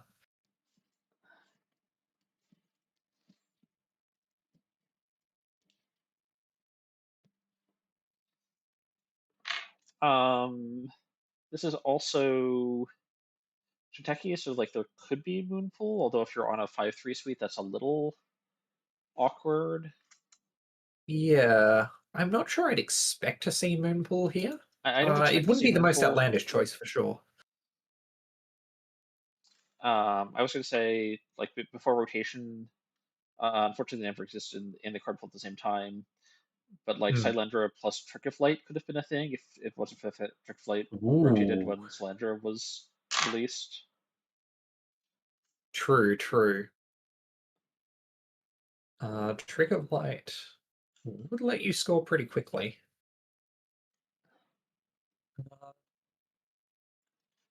Um, Shylendra is a kind of surprising card, in my opinion, to be seeing here. I suppose you're using the advancement counters to advance agendas, which isn't how a lot of other lists have been using the card. yeah, but, like, you only advance agendas if people have run into it, so I'm looking at ways, True. right? Like, you could have Hearts and Minds potentially. Yeah. How much influence is Hearts and Minds? Is it two Hearts and or Minds is three? 3. Yeah. Okay. Interesting. Second for Zerum Entangler coming down on R&D, letting King Solomon into R&D. Looks like just for a single. But for what, 12 credits? Oh, that's still painful, but it's about as cheap as you're expecting to get into a Sisyphus Yeah, well, list. there's the Chesvas to help fund. Good point. Absolutely just for get rid of those Visarums. Yeah, If yeah. you would have come through, okay, here we go. Nope, but it's back, thanks to Simulchip. Well, one of them is, at least. Yes.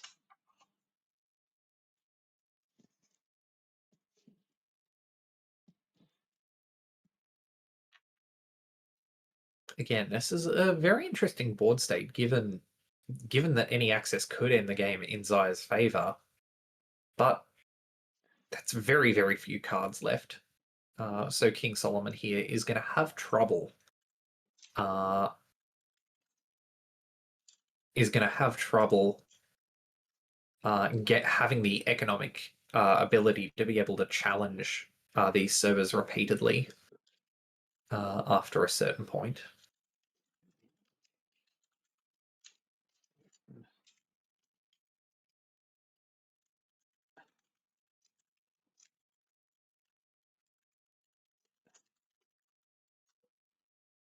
But that doesn't look like an agenda here.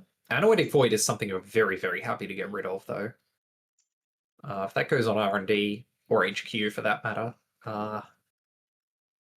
that does a very good job of shutting the runner out of any further access to your servers.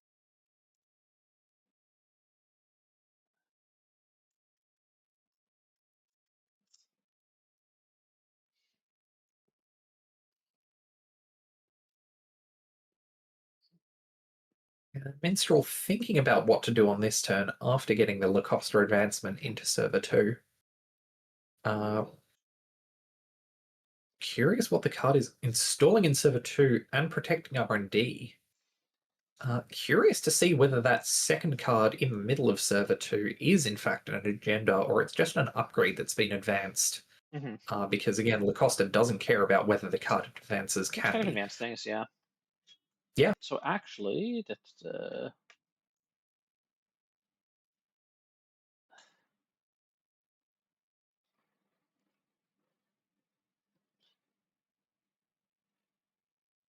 Okay, with you could put a Hearts and Minds on a Lacosta, but then you still Oh, can't you stick an could? agenda in there, so we're not True. quite getting anywhere. The other thing I'm going to shout out is 14 credits, pretty healthy credit total, but with Yep. 4 face down ice and the chunkiness of the ice we have seen. I am not actually That's convinced true. Mistral can res the outside ice on R&D and both ice on server 2. And I was going to shout out, Uh, yes, Cloud very Eater possible. is something I'm expecting to be in this Sisyphus list. Yeah, that's miserable. That is 2 subroutines have to fire, and you're paying as Zaya with Carmen, you're paying 7 credits to break it twice. So you got to pay 14 credits and 2 subroutines still fire. Yeah, that's uh. And then whatever else is in the server that you're running. Like, Oh yeah, that too. Uh, it's is King Solomon locked out here? Looks like he's very close to being so. so I do think there are some worlds where you can like pinhole archives, um, like trash the Lacosta, and go. You can't score in the time you have remaining. And at 9 Oh, cards in R&D, I think the scoring is doable. But if this is like 5 cards in R&D, then I think it's actually pretty hmm. hard. True. Anyway, we see a send a message scored out of server 2 and another card installed. That is threatening the win in Mhm. server 2. And we also Uh, see the res on another Vampire and also with the send a message. hooray! Uh, yeah, that server is still going to be hideously expensive to run. Uh, what's it? 5 to break through the Empiricist. Uh, 8 to break through the Vampy, though you probably don't need to break all the subroutines. And you've got to do one of them twice. Probably the Vampy, yeah. I mean, you can let the corp draws to just fire. If the corp wants to draw 2 twice, you should run back and see the Vampire and also again, honestly.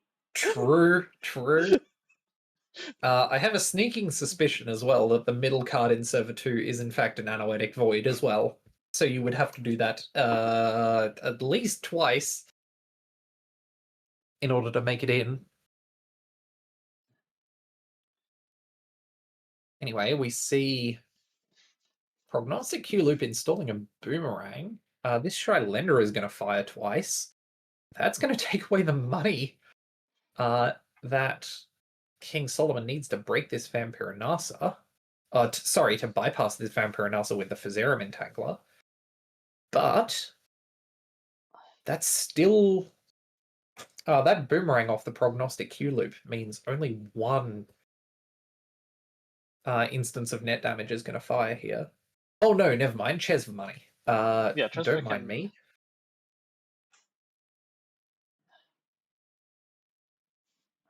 Uh,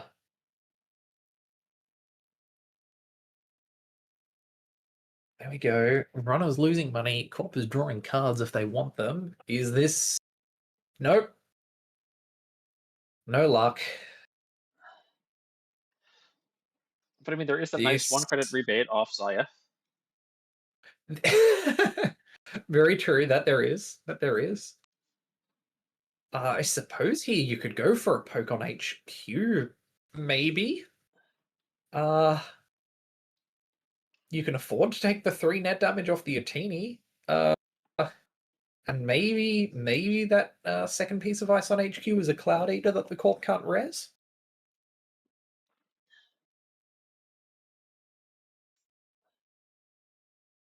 Yeah, Transfer of try and Wealth. transfer some wealth. Yeah. Fire all 3 net. Yep. Runner is no cards in grip, no cards in stack. Some money obtained, but that's not going to be enough. Yeah, Head Fund and Charlotte Access. are, I mean, fine to see, but not what you're looking for. No, not at all. And 5 credits is enough to advance if this is a winning agenda. Yeah. I have to imagine it is here. Yeah, if this is on a With the, winning agenda, yep, yeah. there Okay. we go. It's the Fuji, so you win twice at once. I mean, I know you went off, but Yes. still pretty brutal. Yep. And the ice just proved, I think, a little bit too big. Yeah. Sisyphus Protocol will do that to you.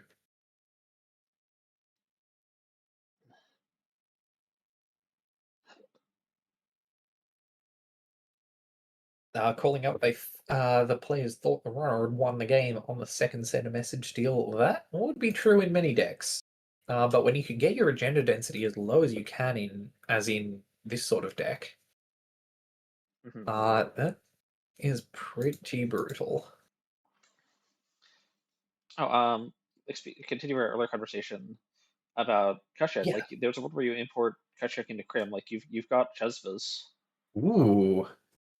you've got Yeah, Krim Revolver, has a you've lot got of two. Hermes. Yeah, Docklands Pass if you want to do that. Open market. How much influence is Hushik? It's 2, I think. Like you can just Really? go ahead and get 1 or 2. Like, it's pretty Yeah. affordable. For only 2 influence, that's interesting. That is certainly an intriguing idea.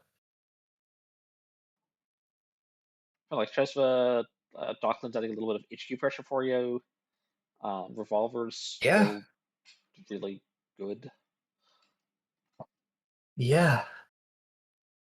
Very, very interesting. Anyway, it looks like 10 minutes left in the round. Uh Yeah, we still have 10 games ongoing. yeah, I'll just take a look. If you've got the games up, was there one that you wanted to go and have a look at this time, Thrantar? Looking to see what's still I will go and ask. going on.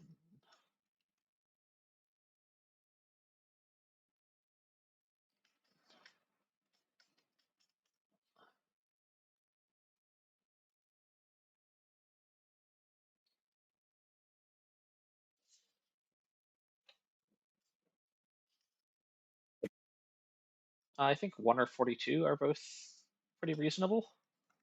1 or 42. Uh, let's just take a look at things. Looking at the ideas for 42, I am not surprised that Built to Last versus Magdalene is still ongoing. Yeah. Let's see if 42 are interested in. I'll take a look at the boards. Oh, it looks like 42 has just finished. Uh, Runner died to measured response. Yep. So we won't be looking at that. How does table 1 look? Uh,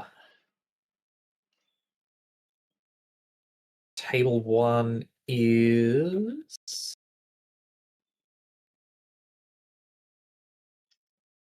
we're seeing the table 1 is not over yet, but it could be over very, very soon. Okay, well, are we good to stream? I can I'll see if they're interested.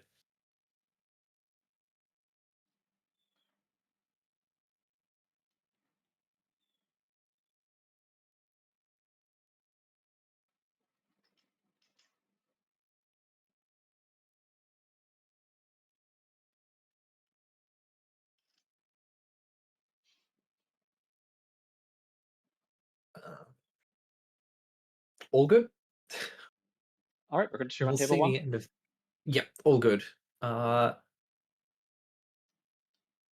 right, we are coming in on a very, well, I'd say pretty well developed board state at the very late game between Auko, Gold Center and Clones, and Toshiko Shiro. Untold protagonist, Yep. although right now she is flipped. Yeah. A very interesting Hosiko list here. Looks more like a much more of a virus package, which is not something I've Yep. seen much yet. Both players currently probably on game points. Currently 6 points for the runner and 5 points for the corp. But Yep. this should be very plausibly one score steal away for either side. Yeah, absolutely. In fact, what would do it here? A sting Sting. from the corp side would do it. Hybrid release wouldn't quite do it here. Doing only 1 damage with the FUT rather than 2. Even 2 mindscapings would be enough here. Yes. To finish the runner off. Again, assuming that card's not a steel skin. Yes. I don't know how many are in the bin. Looks like only 2? Maybe the corp does need to score out 2 points to win here after all. And with a moon pool just trashed off of the last moon pool, in fact, trashed off of R&D. That could be quite a tall order here for Sleeper CZE. Yes, the 2 cards in R&D is putting some existential threat, I'd say, on the corp. Yeah, Ayuko's gonna do that to you. 3 cards a turn's a ton of value, but yeah. Comes with its own set of risks.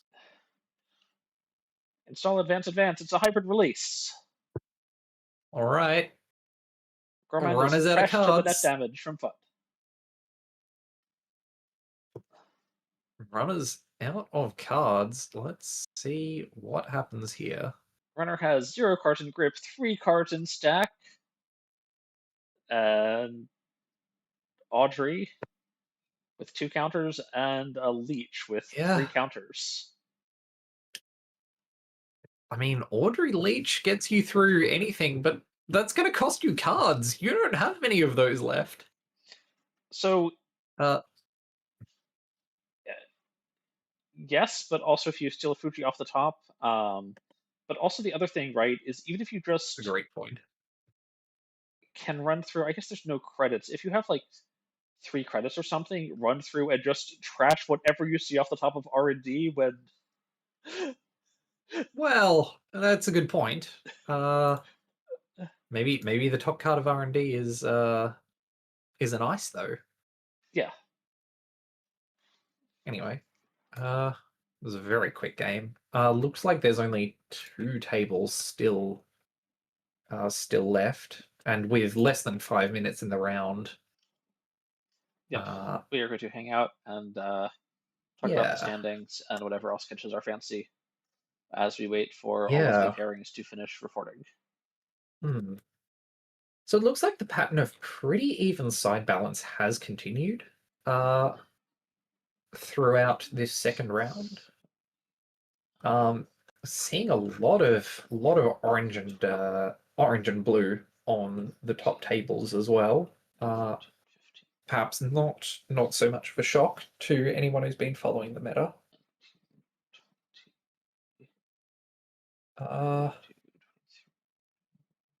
I think we're actually a little bit corp favored right now. I got 25 corp wins, but I'm still seeing 5 tables not yet reported. Yes. It does look like every table is finished apart from table 3. Yeah, but not all of the reports are. Oh yes, yeah. No, for sure. Sorry. Should have been more clear. But yeah.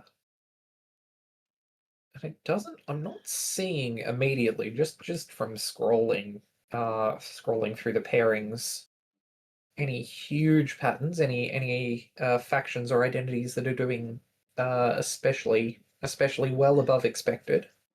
Yeah, I just tried pulling up and looking at the standings, then realized that round two is not finished reporting yet, and looking at the standings after one Ah, round is not very.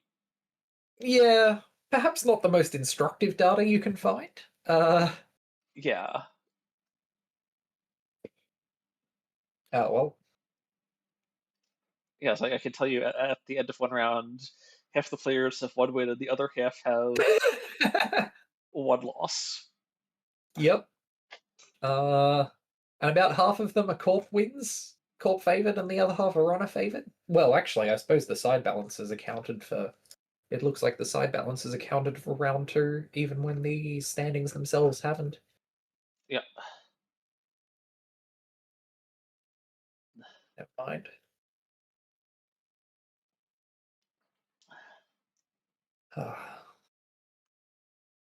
Have there been any games you've been playing other than Netrunner recently? Um, I've been playing a variety of like Slay the Spire clones, which are at least Oh Netrunner yeah, adjacent. And honestly, yeah, that fair enough. action system is, I believe, inherited from Netrunner. Yeah, that sounds familiar to me. I think the lead dev either was a Netrunner player or spoke with a bunch of Netrunner players while developing Slay the Spire. Hmm. No, I've not been playing much Slay the Spire proper, but it's an entire Oh yeah. genre these days, honestly. Oh, absolutely. Um, it's been doing really well. I haven't played it myself, but I've heard Starvaders in particular has been pretty well acclaimed. Okay. I don't know. I'm curious to see how things will end up. Yep. Uh, How about you? Anything interesting? I don't know. Uh, I think I'm mostly in the Hades 2 and Slay the Spire 2 waiting room. Okay, okay. Uh, I've got friends who are very excited for Silk Song as well, but Okay, yep. that's not been me for some reason or another. And then in like non-gaming I don't know. stuff, I have taken up dance and I'm doing a Ooh, whole ton of Scottish country right now. a whole ton of which? Sorry. Scottish country. Oh, wow. That sounds like a very fun time. It is. It's also eating up um, 8 hours a week of my time right now between all of the Oh, different wow. classes I'm going to. Uh, Yeah, certainly no half measures in picking that up. yeah, No, that's fantastic. I've we've got a what? very active local dance community where I am, which is Yeah, always fantastic. nice. What inspired you to pick up dance? I had a friend that dragged me to it, Oh, right.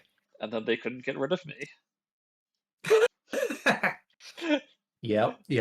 I know the feeling. Uh, I've recently been dragged. Well, sort of. I say dragged. Well, Mainly of yeah. my own volition. But I've recently been playing netball.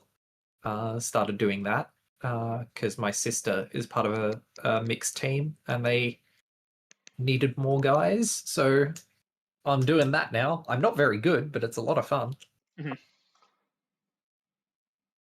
Uh, yeah. Anyway, see if table three is probably thinking very hard since I believe time in the round's being called. I can check that 1 second. Yeah, 3 minutes ago by the looks of it.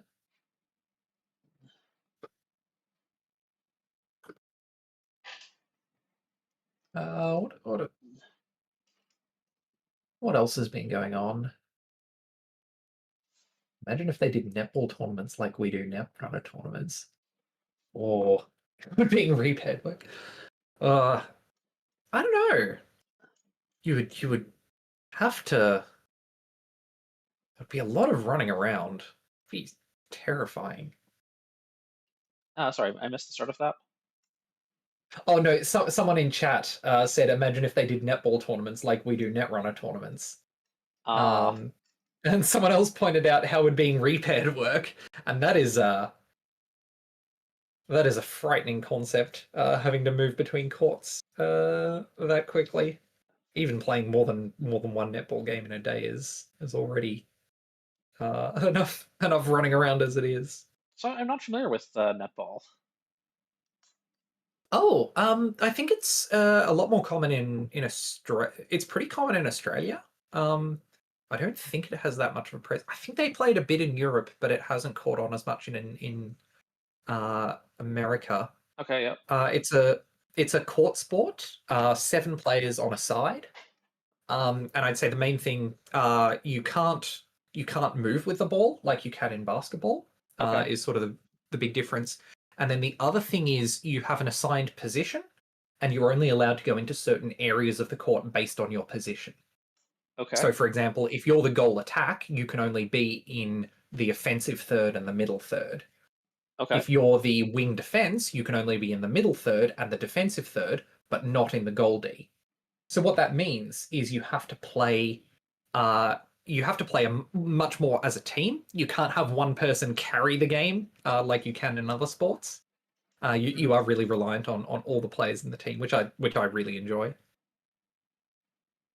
And then shooting a ball up into a hoop, like basketball, but no backboard. okay, And you can't like jump around as much. okay, I think okay. it's great. Good. Yeah. All right, welcoming back to co-partner pairings. It looks like we have Ooh. round 2 has almost, but not quite yet fully reported. Yeah, looks like one table we're waiting on a result, but that the game has finished. Yes. So hopefully that is sorted out very soon, and we'll be able to get underway with round 3. Uh, Several people are typing in general chat. We'll see how things get sorted out.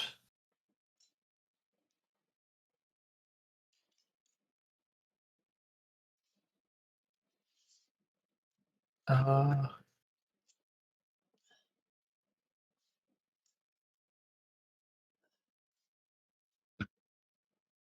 There we go. Result reported on table 48. So we should have our next set of pairings up very, very soon, which will be exciting.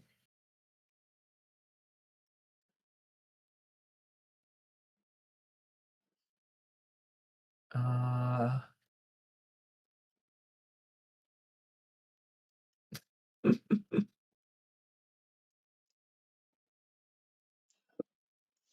All right.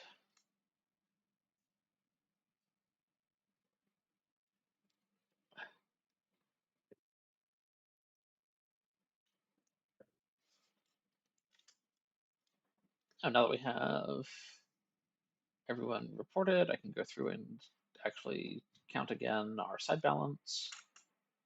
Very true. Wonder if. Oh, and it looks like the points have flowed through to the standings tab as well. Uh, it looks like we're seeing a pretty decent diversity of Yeah, this was IDs a among the top tables. pretty court favorite round. Of the 49 tables, 28 were corp wins, Ooh, which leaves 21 left for the runners, which is not bad and still well yeah, within variance. But yeah. Not too far from expectation, but still, what we expect. There to be a bit of a bias given the current state of the meta. Mhm. Let's see. Looks like pairings are up. Pairings are up. Do we have? Is there a particular table people are interested in seeing?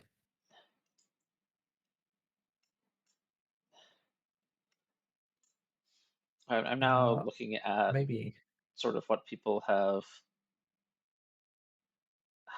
brought, and I'm seeing some very uh,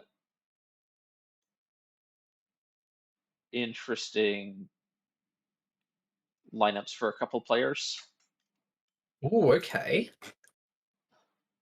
Any in particular you were Pulling up our wanting to standings. take a look at? Um, Currently, which I will note, I will take with a grain of salt because there are currently 26 players that have 6 points, and I'm not actually sure.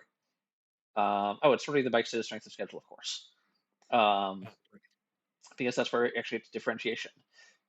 In a tie for first place, we currently have Ace Empress, who has brought Thunderbolt armaments and Oh Doom. wow. Do we want to go and see that table? That looks like table 5 to me. Table 5.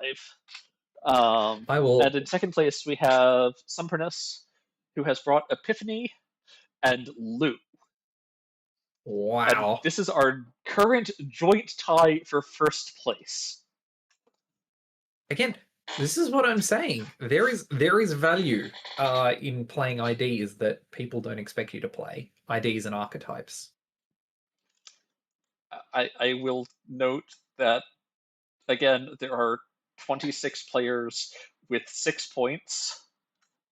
And we are at, and the top 12 all have 1.5 strength of schedule.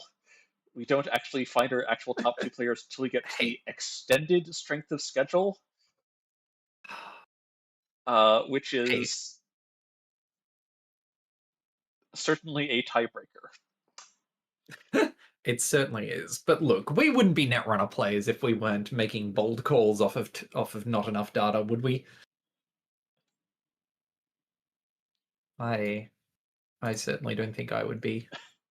Let me just see if table 5 is Yep. interested in being streamed.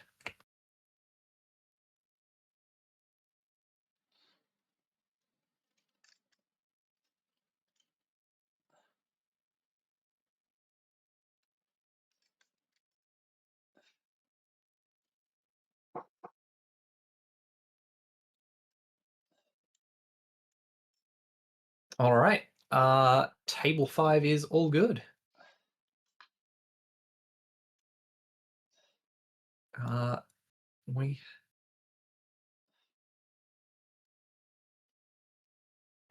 we have here Hoshiko Shiro and Thunderbolt armaments.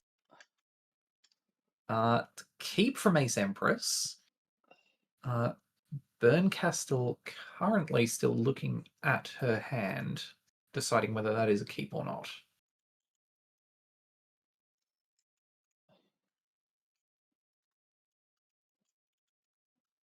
I'm interested to see how Thunderbolt looks in this new meta. The ID definitely got a strong card for the archetype in Boomy 1.0. Again, being a cheap to res, pretty effective sentry with some reasonable subroutines. Also, Mercia Ballard, letting you get your ice down cheaply and efficiently.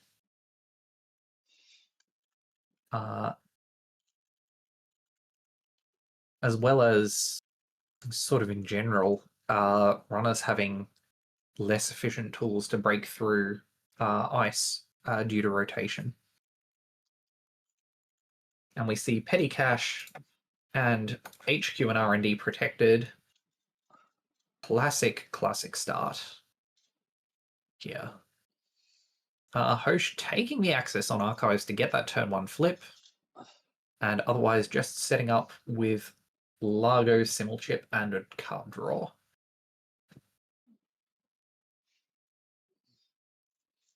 Pretty good setup, especially good to get Largo down before the corp has installed anything in the root of a remote server. Starting that value up. Yeah. So with the Largo and with the Simulchip, I'm expecting sort of a more multi-style list, as opposed to something very companion-centric. Very true. Largo, again, being good in getting cards into the bin, which is just where Simulchip wants them. As is the price. Very powerful card. Letting you get down. Going to be the twinning early, going for maximum value. We are actually seeing a little bit of companion power here too. Certainly if you're running the twinning. Charging the twinning is important to manage. Yes, certainly. And those paladin credits, again, getting those twinning counters down while you're building your board state, while you're getting set up, so that you just have this potentially a massive 5-6 twinning counters there to close out the late game when you need it. Very, very strong. But letting an HR fire on Ace Empress's side of the board, very strong. Tranquility home grid as well to get even more value out of that install. Something onto the Tranquility home grid. Oh yeah.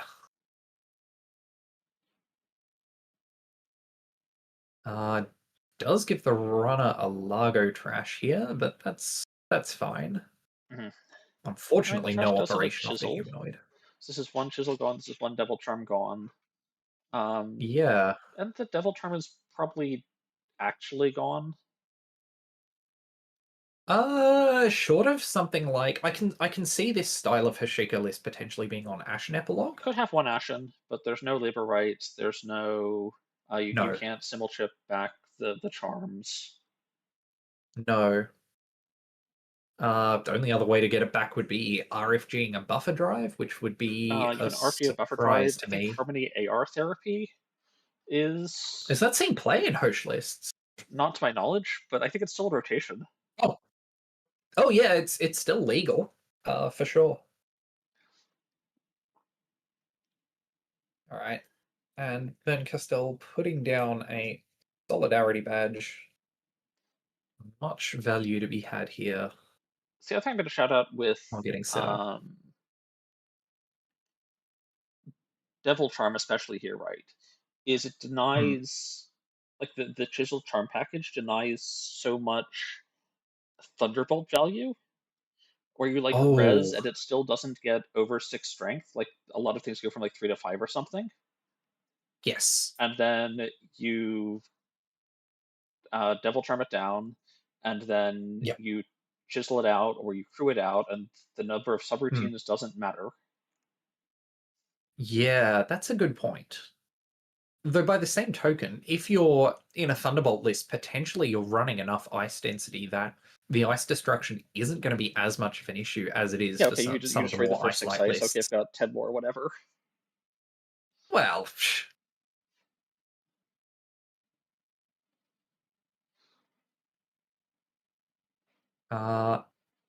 anyway, we see a Botulus coming down from R&D. This Trojan in particular is where the Thunderbolt subroutine does shine. Yeah, the Thunderbolt subroutine can definitely do some work here, but again, the bonus strength is not quite doing anything. No, the bonus strength is perhaps less of a concern, but at least look, getting something off of your ID is better than getting nothing, for sure. Yes. In this ice destruction matchup. Absolutely. But I just feel like there are a number of unfavorable interactions for Thunderbolt here. For sure, but even at the same time, Ace Empress has gotten off to a strong start, getting 2 points scored, Burnt Castell hasn't challenged any of this ice yet. Again, because you're expecting it to be, AP Destroyer, nasty ice. You need to prepare to go in for that. Yeah, she doesn't seem quite set up for the face check, and there's some potentially painful face checks. Yeah. And Ace Empress scoring that Luminal, getting 3 more clicks worth of value, getting off to a very, very quick start. And they're choosing a draw. Yeah. Install and Tranquility gets 2 credits. Excellent. Another Yeah. shelter trigger here. This one trashing a symbol chip, which is a little bit of an unfortunate hit. Yes, but at the speed the game is going, I don't think you're so worried about losing cards from R&D. Just pretend they were at the bottom of cards from the stack, I mean, you rather. don't care about losing cards from R&D, but losing a symbol chip in particular is... Yep. Perhaps a card you It is rough. might have wanted. It is. Seeing a nice Illumination run come in here could be a great set of installs. Yeah, especially when Bling is that first wait, that's the way that interaction works with Bling? You can install a thing, get the Bling to host the next thing for you to install with Illumination? That's incredible.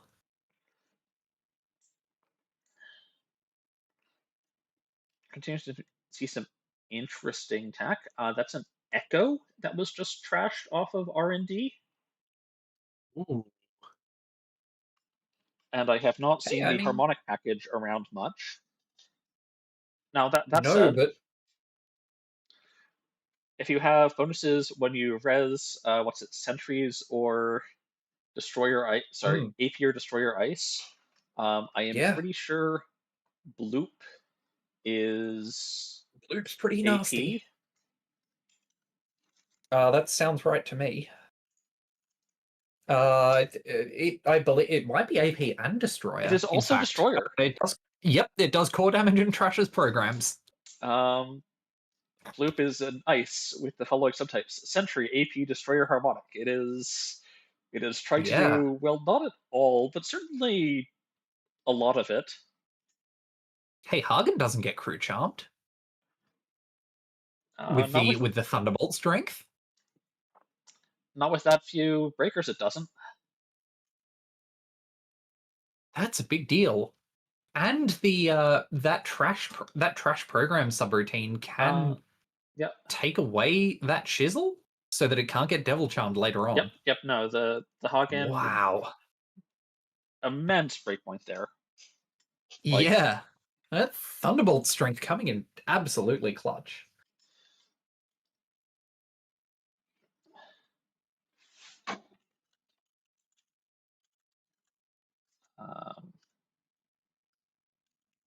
And if this is, I don't know what sort of agenda suite Thunderbolt lists are on here, but we've already seen a seamless launch thrown out. That could mean there's another one in hand or two.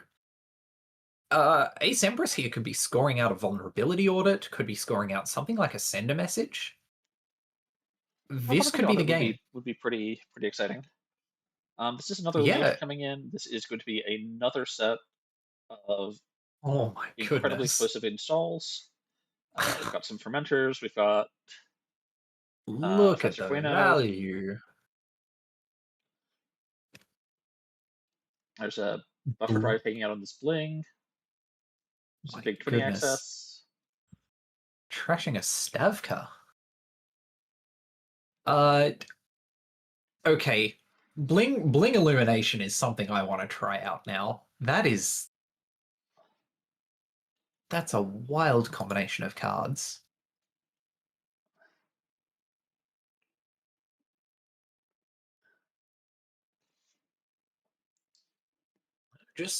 I'm honestly, for honest, for the Bling Illumination package, I almost want to try fitting in like an In the Groove or something. Ooh. But that's really pinching your influence. Or play it out of Shaper. Well, they need to Bling Arisana? And like so much of the 1 0 cost things here Like we've got the badges, we've got the charms, we've got the fermenters, we've got True. the companions, right? Paladin and fencer. Hmm. I'm sure there are strong one costs you want to play in Shaper, Nukas and I mean, like what's the card? Telework contracts? Nuka's Simul teleworks chips? are okay, but I mean, using the teleworks is pretty click intensive. I don't really want to install like 3 That's true. airblades. Once I have my first airblades, I'm like, I'm good on airblades. That's a good point. All right, Chisel Charm coming down now that the Thunderbolt subroutine, now that the Thunderbolt strength rather, is no longer a concern, taking out the Hagen. Ganked And into nothing. yanked, but Oh no. unfortunately, But the ganked is going to stay there. Runner preferring to trash the Tranquility home grid, keeping Ace Empress's money down. yeah, I think that's reasonable, especially if you know this ganked is here and there is no rest ice. It is, I think, Hmm. the least scary ambush. It is, but Ace Empress is only going to install more ice in front of it. It's going to make it that much harder to check server 1 in the future. There's certainly reasons you'd want to leave it there. Keeping the corp's money down is a big deal too, so it's a tough decision. Mm-hmm.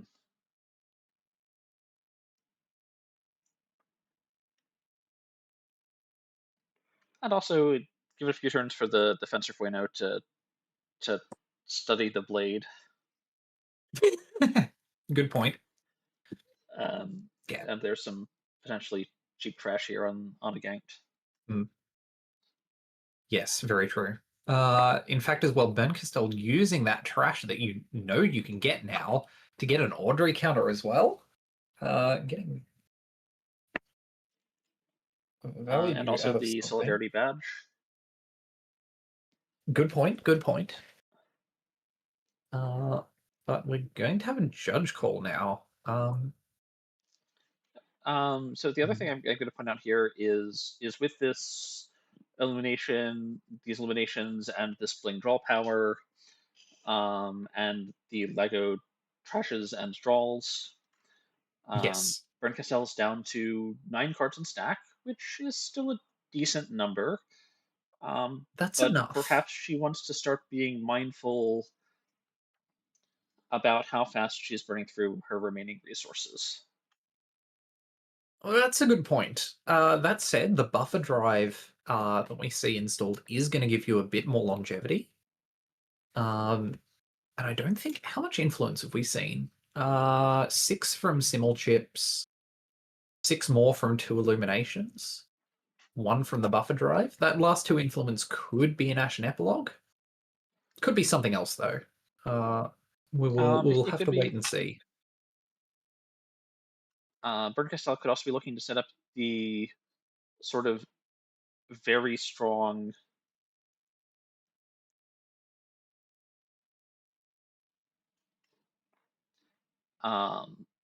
sort of end board of having an Audrey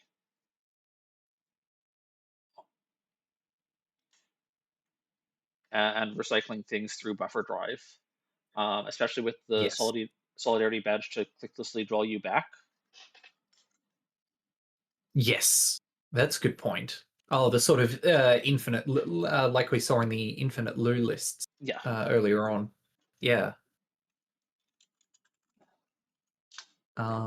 It looks like Aksu here confirming that Ace Empress is allowed to trash that ganked in server 1 to deny that buffer drive and solidarity badge and Audrey value Mhm. from server 1. And there is still strike fund in rotation if you want to cycle strike funds or steel skins. Yes. That's a good point.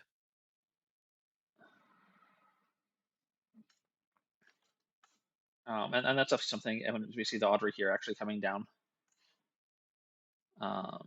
So I would not at all be surprised to see this sort of very end game engine. Hmm. I remember I spent a while trying to make that work in Shaper actually. Um, Oh yeah, the buffer drive strike fund engine. yeah, because you could because Anacam Ah, let you cycle the let you draw the card you pitch oh, essentially. does that work like that? Oh, that's cool. That's very cool. So you could clicklessly drip 4 credits a turn, and this was like quite good, getting 4 real credits every turn cycle. Because you got 2 on your turn and 2 on their turn. Yeah, that's a that's pretty big towards the end of the game. Yeah, Oh, and Katurga Breakout coming out. Checking archives, getting a Simmel chip back. Yeah, again, one of the best cards in. I'd say one of the best cards in Standard right now, to be honest. But we see Ace Empress drawing up, getting a Greasing the Palm for an upgrade on HQ. Curious what that is. Possibly another ganked? could be another ganked. Though, Could be even a words Managarm. If I see an upgrade true, yes. out of HP, I think, what if it's Managarm? Yeah, it could well be Managum. A ganked would also be tough. I'm looking at archives right now, and there's not a lot of influence left in the list. With influence spends on Charlotte, Botu, Stavka. Mm-hmm. The But it's a mandatory spin gives you Vovo. the 1 spin, and Oh, yes. Mandatory spin. Turns out it was neither. It was Vovo. A little bit of money back for Ace Empress here. yep. And Vovo Threat 4 is live. Yeah, absolutely. So Now, if this Vovo question for is not Berncastel. crashed, Vovo can go Hmm. have his mug His big hug mug of liquid. of liquid in R&D, make pressing that ice cheaper too. Hmm. Right. Berncastel choosing to break the core damage, losing the Audrey. Again, with that Simmel chip on the board, that's Right. not a huge issue. And Oh dear. Nikiton, and well, that Well, was pretty good multi-access. The problem is, what Slave Great Moving Force is your companions are now very unhappy with you. oh yeah, they are furious. And they're good. Fencer paying a credit, Paladin unfortunately leaving us at this juncture. But wow, that has kind of flipped the game on its head here for Berncastel. Despite that very fast start from Ace Empress. So I sort of feel like Uh, Brent Castell had wrestled back control of this game even before that big stealing spree. True, but especially into HB lists, you can. There's very much an ability with cards like Nano Management in Faction to be able to get to be able to reach those last few points very quickly. Yes. Um, and so the fact that that hasn't happened while the runner has gotten all the way up to 6 points Mm-hmm. is definitely noteworthy in this game.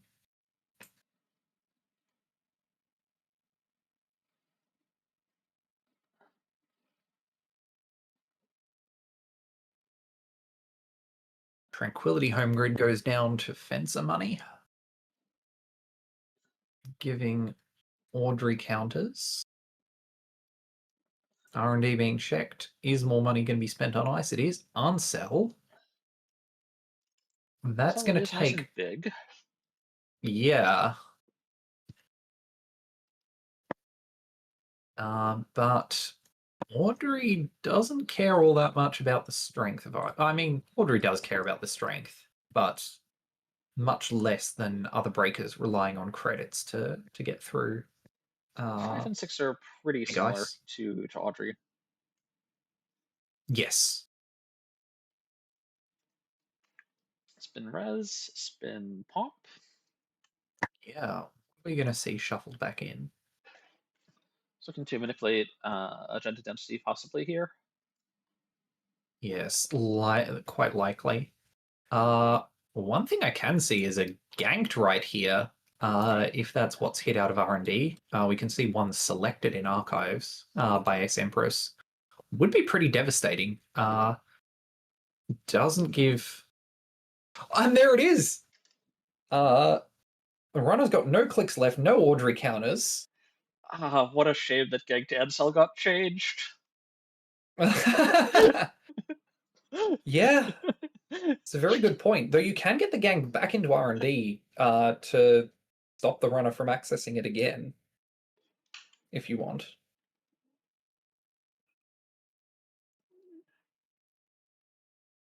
Again, the runner cannot steal or trash corp cards, so that second Wait, and third access off the twinning aren't going to do anything. Wait. It's only installs where you're not forced to access the new candidate? I believe so. Wait, in any case, that So no, the if you ganked could is back just in. shuffle the ganked back to the top of R&D somehow, I'm not sure and how the you do that without a paid ability. Oh, there's got to be some card that like puts cards in archive, like a corp side buffer drive.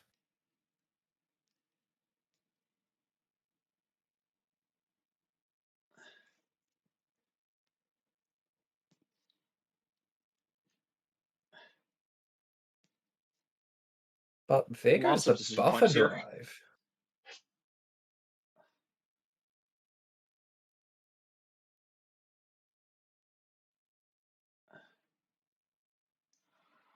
Hmm. But getting rid of the buffer drive makes the Hmm. stack pressure much more real, and also sort of consequently the Audrey much more limited. Hmm. Yes, good point. Yeah, because now you're only getting access to a few more cards, and I'm not That sure is where the a last two influence is. that is a finite number of breaks you have remaining. Yes, Unless you've got the action, but the action takes credits, takes time to get everything out again. it does. It's waiting on me for the.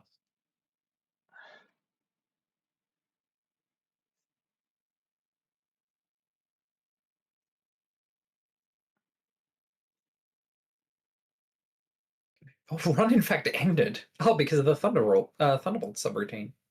Funny. Yeah. All right. And Ace Emperor's getting a humanoid resources That's just a great way to for rebuild here. her troubles. Yeah, absolutely. Have money, have cards. Yeah, for sure. And Hoshi's going to be struggling to interact potentially for a bit without a way to get that Audrey back off the ground, back off zero virus Yep. counters. And this hedge fund here, very strong. Yeah, now you've got to be scared of Server 7 all over again. Yep. Oh, actually, coming for saying earlier when I was experimenting with sort of an Anacam Audrey build, Yeah. is one of the other cool things it did in the mid game was that you could just pitch events you didn't need to draw a card. Like it's the corp's turn. You decide I don't need this, whatever it is. Yeah. I'm I'll turning it have out to draw something one. else, please. Yeah.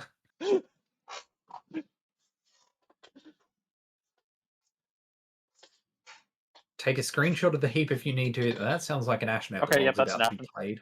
100% Ashen. Yep. There we go.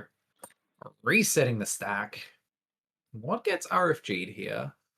Katurga, Fermenter, Gormand, Chisel, Botulus. I think as Burn I think Castell that's here, pretty you're fine, fine yeah. losing those cards. But meh.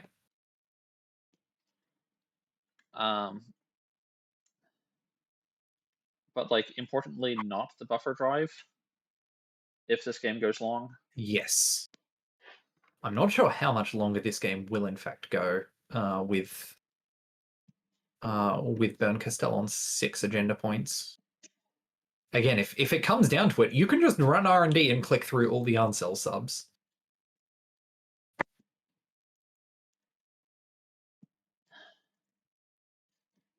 Oh, but Gachapons are happening.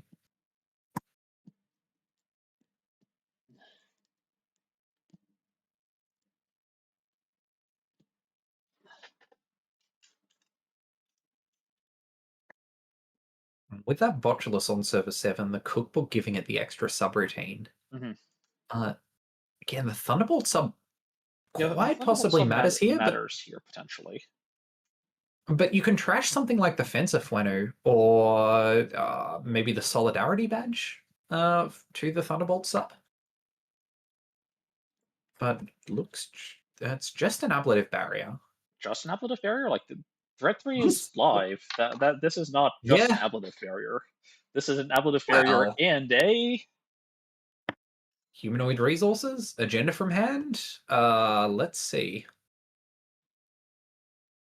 Mystery Ice. Hagen on a new remote. Not so Mystery Ice, but still a pretty good one. Pretty good. Again, as we've seen before, immune to Chisel Charm, at least on the turn it's rezzed.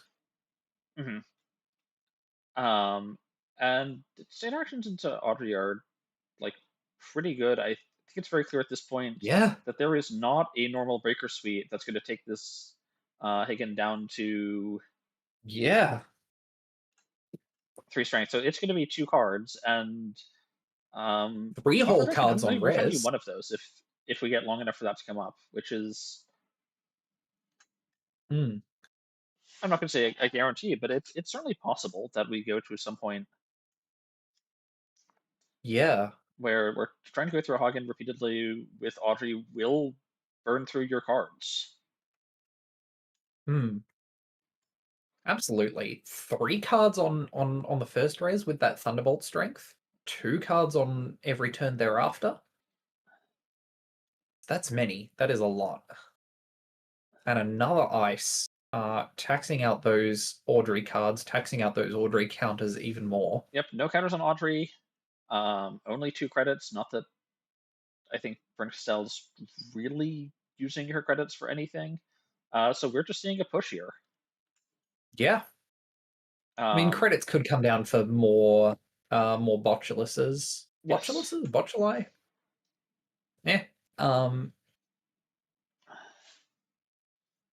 And a run coming in here on HQ. But also if Face managers to score another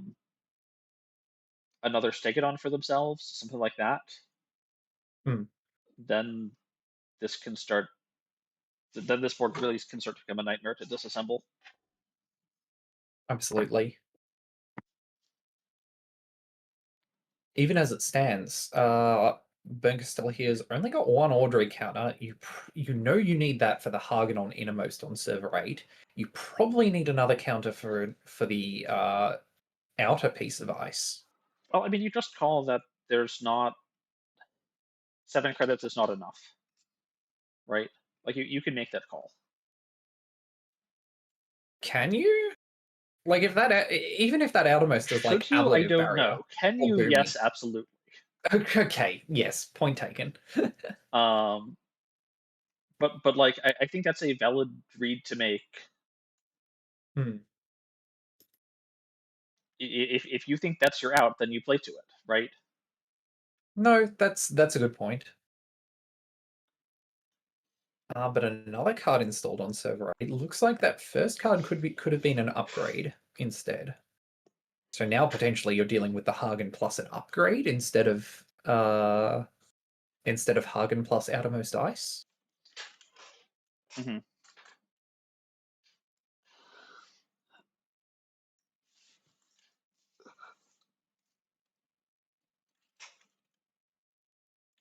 Gosh, upon going through sorting out some stuff. Yeah. Okay, install a second Audrey. This is an excellent method of getting counters more efficiently. Ooh. Cookbook as well, giving you one counter already to get things started. Mm-hmm.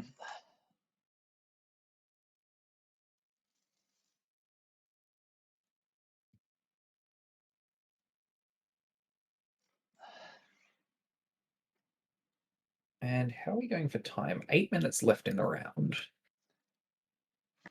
Yeah, That's that's 8 minutes right. for Ace Empress to score up to 8 points to make sure that they're ahead.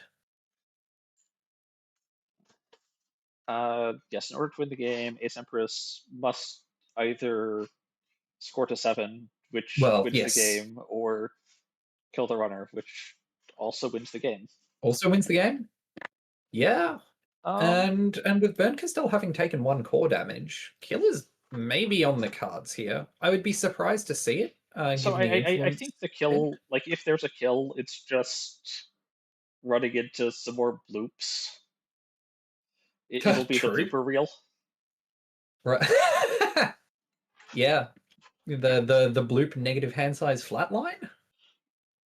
Yeah, yeah. But I was Are thinking we that going might to be a see spin. Gank shuffled back in? Gank Um, shuffled back in, but this but time this is also Berncastel's just prepared. to indeed gank shuffle,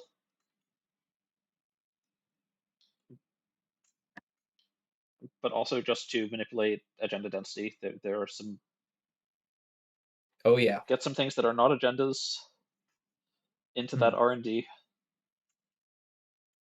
Yeah, you expect there to be quite a few agendas in play still at this point, with only 11 cards left in R&D. Yep, there have been 10 points scored or stolen. And there should be, what's it, 20, 22? Yeah. 20, I 20, think. I think, yeah, 20. So half the agendas Maybe are, 21. it could be 21. So half the agenda points are still in play among uh, Yeah. 6 cards in HQ and 11 cards in R&D, and maybe those Hmm. 2 cards in server aid and those 2 face downs in archives. I would say one of the cards in server 8, that second card in server 8, there's a fair chance is an agenda? Oh yeah, I was Or gonna at least say, something okay, of a I chance. agree that there cannot be 2 agendas hiding in server 8. Okay, yes. We don't have what would full immersion Rex Full give you? immersion Is there rack, a I card think. that would let you do that? Yeah. It looks like some kind You're of possibly experiencing severe connection technical issues here. problems. Yeah. Hopefully the game can be finished out here.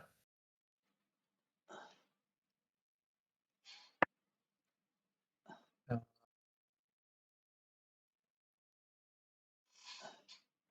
But we'll see.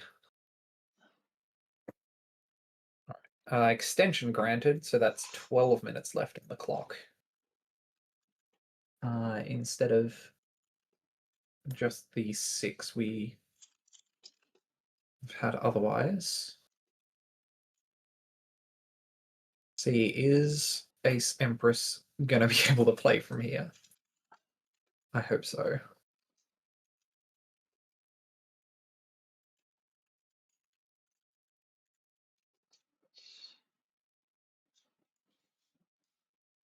looks like we're back.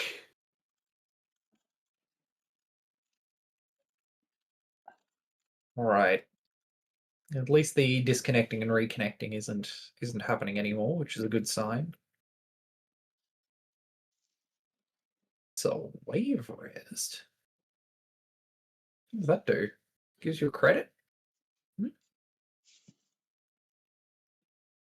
Draws you a piece of ice, increases that density in R&D even further. It does, but it also, finds you a piece of ice to put on R&D, which does make it safer. True. Seamless. But hold on a second. It's an off-world office. Okay. Very healthy credit total now. Yeah, absolutely. 9 is more than likely enough to res that last piece of Also a very ice on healthy credit server total 8. for Brent Castell with this 5 counter fermenter being popped for 10 credits. Oh yeah, clicking for 10 seems good. I don't know. Hard to say. And then hoping that these accesses on HQ are going to hit at least one trashable, kickstart those orderies again. Yep. Yeah, especially with the twinning counter. Yes. Very true. Though that said, you expect Thunderbolt to be running a Gorman coming down, guaranteeing that trash for the orderies. Mm-hmm.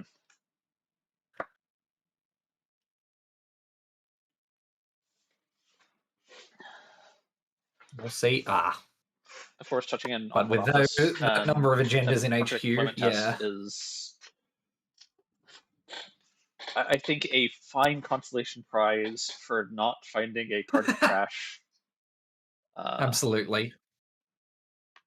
As we seem to have rediscovered many times on this stream, touching agendas is usually a good thing for the runner. Okay, so we need to go watch some Megan next. Beg your pardon?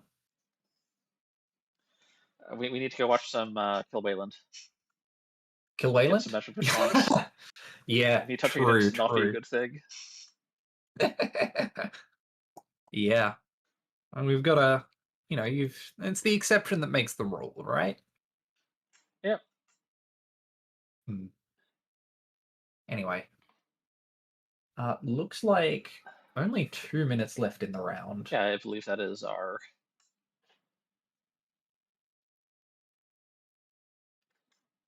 So hopefully only one table still going by the looks of it. So hopefully we will be able to get into round 4 nice and quickly. Looks like a lot of corp wins this round. Well, at the top, I see especially on some the upper more orange tables. towards the bottom, but yes, it's looking Yes. pretty corpy. Like, again, table 1, 2, 3, 4, 6, 7, 8, 9, 11, 13, 14, 15, all going the corpse way.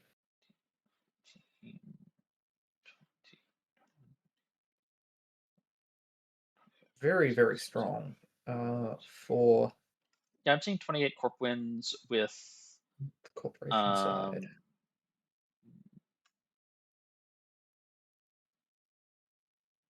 2 tables still to report, but I know one of those tables was the runner win that we just finished watching. Yes. Yes. So this will be 28 or 29 corps out of 49. And it looks like that last table has just finished. Table 11? Wait, hang on. Looks like the table that hadn't reported, table 38, I believe, was not the table that was still ongoing. So it seems like as soon as we get a report on table 5, which looks like it's just come through, Table that's 5 everyone and table reported. 38.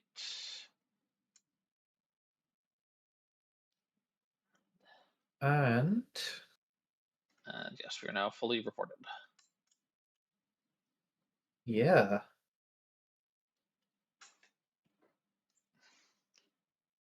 Looks like we should have our round 4 pairings up very, very soon, which is exciting. This will be the last round before the lunch break.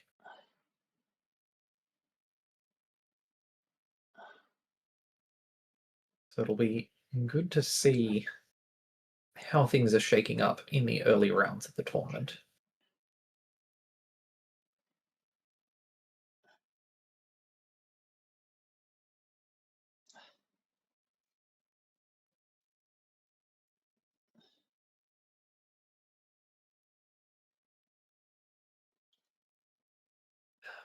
I'm looking again at the standings now, and it's interesting to see that a lot of Anarchs seem to have filtered to the top, just based on vibes. A lot of Hoshiko in particular. Interesting. I'm not seeing the round 3 standings yet. I'm not either. Okay. But even the round 2 standings, oh, there we go. If you refresh now, they should be updated. Excellent. But again, yeah, we're seeing first, fourth, sixth, seventh, eighth, all on Hoshiko. I know it's early days so far, but it's interesting to see that the ID seems to be picking up quite a bit. Then maybe we're moving away somewhat from the Sable and Muslihat dominance that we've been seeing in some of the earlier tournaments with this ban Well, it'll list. be good to see a lesser known ID like Hoshiko in the meta. Yes. You you can't let the magical girl out of the spotlight for too long. Now, you said you were interested in watching some Kill Wayland. Oh, I mean, I you can't just been speak to. remarking that touching Nintendo seems to be good so far, and I was like, well, we can fix that. We can fix that. Do you want to fix that in this next round? Now that pairings are up. Actually, wait, did we have anyone actually on? Um,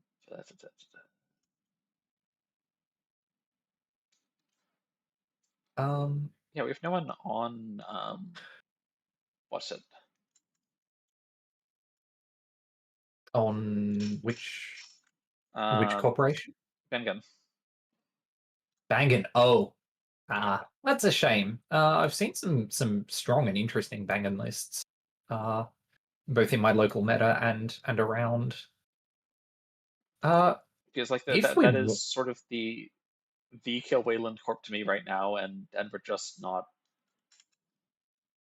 true, but I think a lot of non-ob Waylands are on measured response, Yep.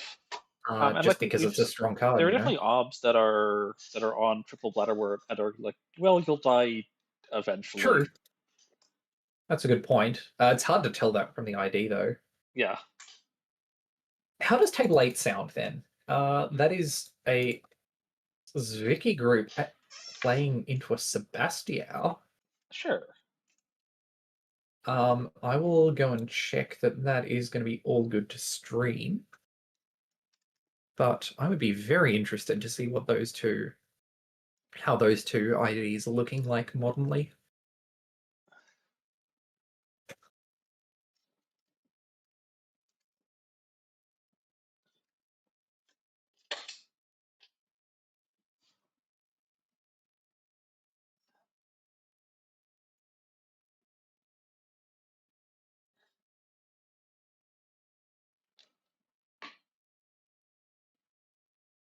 All right, we've got the go ahead. All right, that was table 8. Table 8. Yes, exactly. We've got, yeah, the players noting as we did, very meta. A canonical matchup you have to practice for, have to know what you're doing. As both Vicky and Seb in the current meta. Plenty of normal Netrunner incoming. Looking forward to it.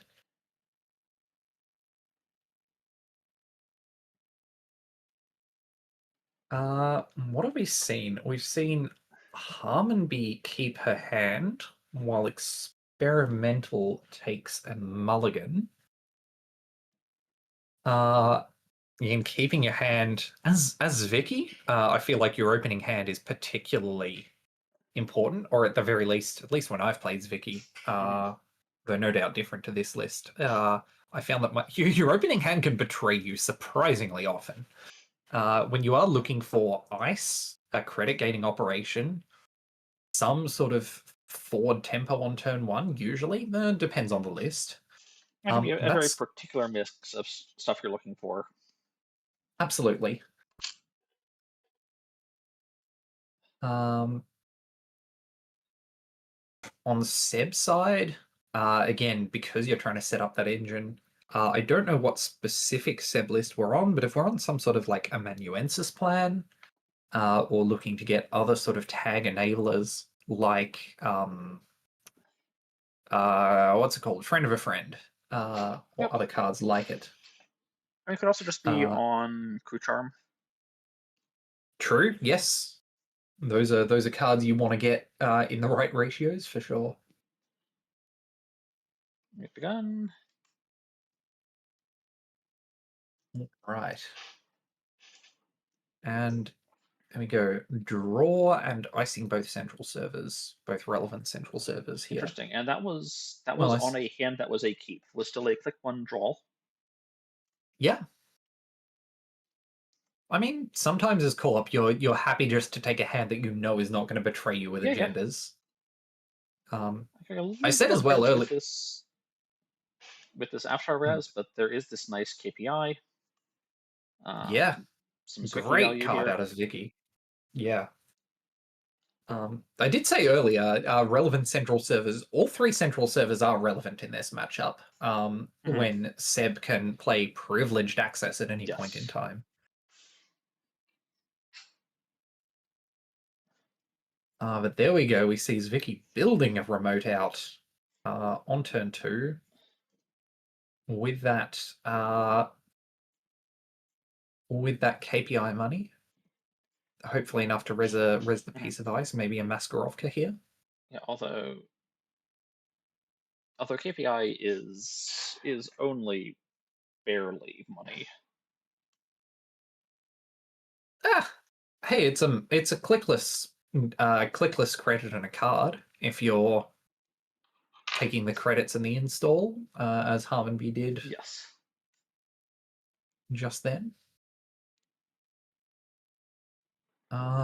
But we see a Spin Doctor resed in Server 1, another KPI played. This time for credits and the reshuffle. Very, very slowly building that credit total up, getting that Vicky value turn in, turn out. Getting stuff on the table to compress the runner's time. Actually, building up a board state here, we've got 3 ice servers, R&D, HQ, and a remote. Yeah. It's not a flashy start from the corp here, but it's just good. I don't think you can really complain much. You can complain about being transfer of wealth, though, especially when Arisana's crew is going to get rid of your Afshar without even and then the Gourmand taxing those 2 credits from HQ.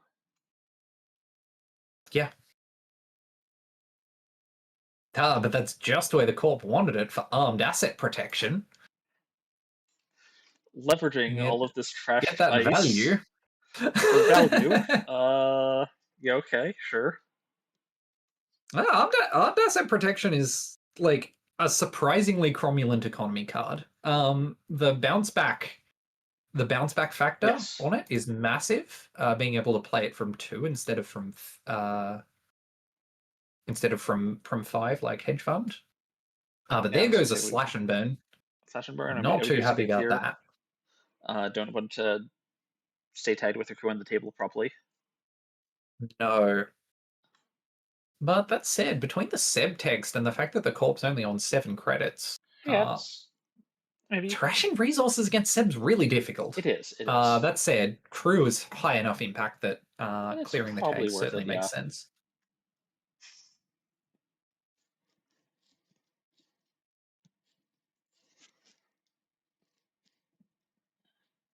We see Harmon be spinning back the Spin Doctor. Install advancing a card in server 1. Curious to see whether that is something like a Charlotte Cussador or potentially a serious agenda push here. We are seeing another transfer bus coming back in here.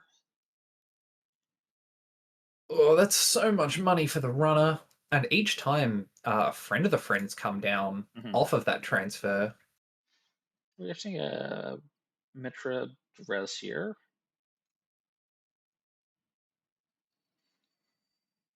Get a value logjam. 4 counters on that with upgrades ice and operations in archives. And especially like logjam is something where if it gets up to 6-7 counters, then it's just like it can get undealable. Yeah. 9 credits would make it immune to 9 advancements if you manage to get it that far. I suppose with tree lines you can. 9 credits would make it immune to crew charm without support from a leech or similar. And an off-world office scored in server 1 behind that logjam. Just the agenda you want here. To get that credit total as back up off of the floor. Absolutely. And what is the price going to get? It's going to get a Manuel. Manuel Eru. Oh no. 3 accesses on R&D. Yep. Yeah, Hosiko might have companions, but Seb has friends. There is that steal to 4 that we see earlier, forcing the corp to pop that wheels to draw back up to 5 to not just be dead to measured response. Yep. But we are seeing this nice accumulation of connections. Yeah, absolutely. And then we see archives protected. You cannot have the runner making runs on archives for 3 accesses on R&D. Yes, absolutely not.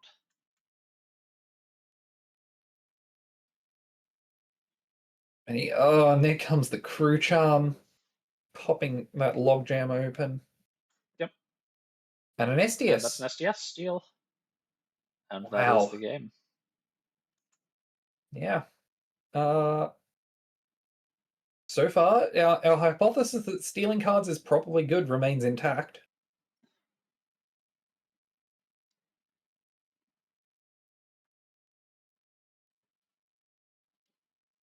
I'm be calling out just not enough gas to rush with. That's true. Most of the econ operations played were key performance indicators. Again, good card, but as you called out, not quite enough money on that card to make it super duper valuable.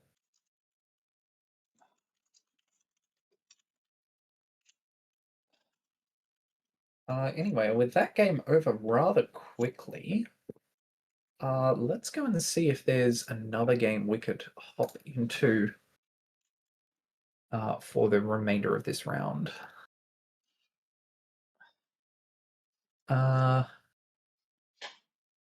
We're looking to continue looking at Wayland list. All right. We could head over to, we've got plenty of OBS in the top 16. Or we could take a look at a Nuvem on table 19. What do you think? I think those sound fine, honestly. Table 19? Or one of the OBS, was that? Table 19, I think. All right, cool. I will go and ask if they are interested.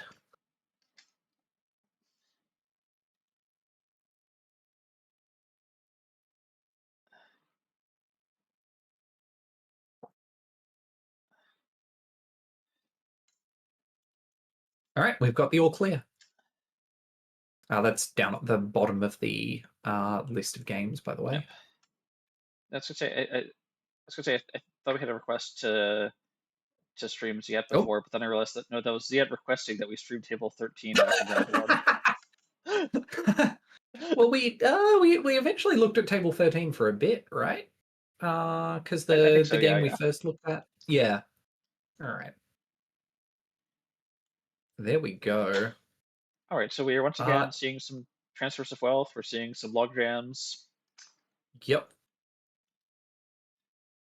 But Novum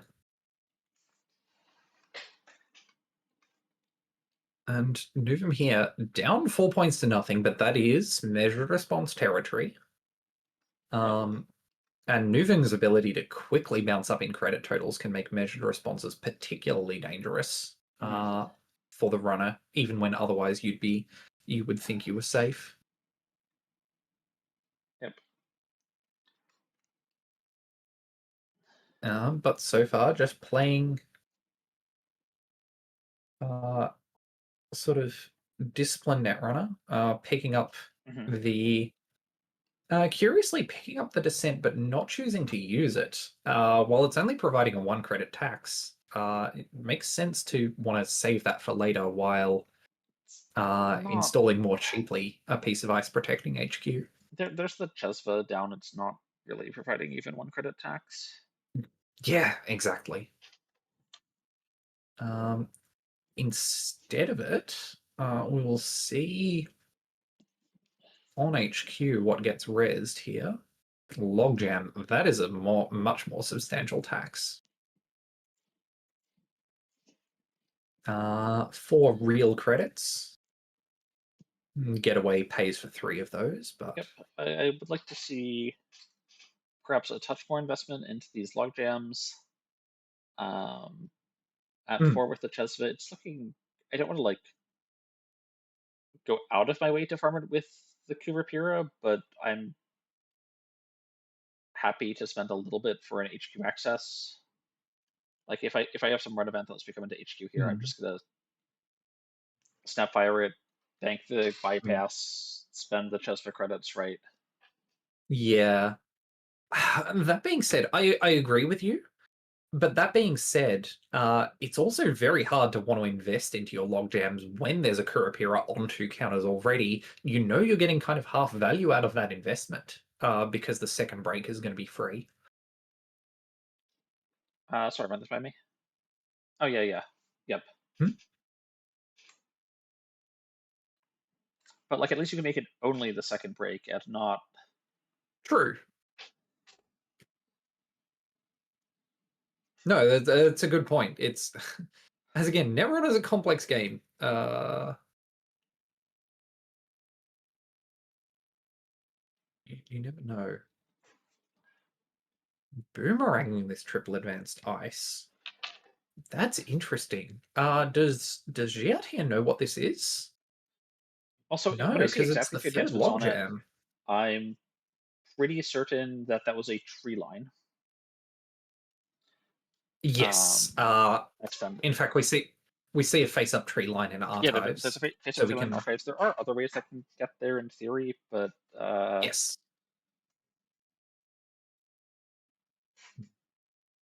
That is a very, very sad boomerang, especially if you that want to be getting boomerang is. Kurapira counters out of every barrier you're planning to break.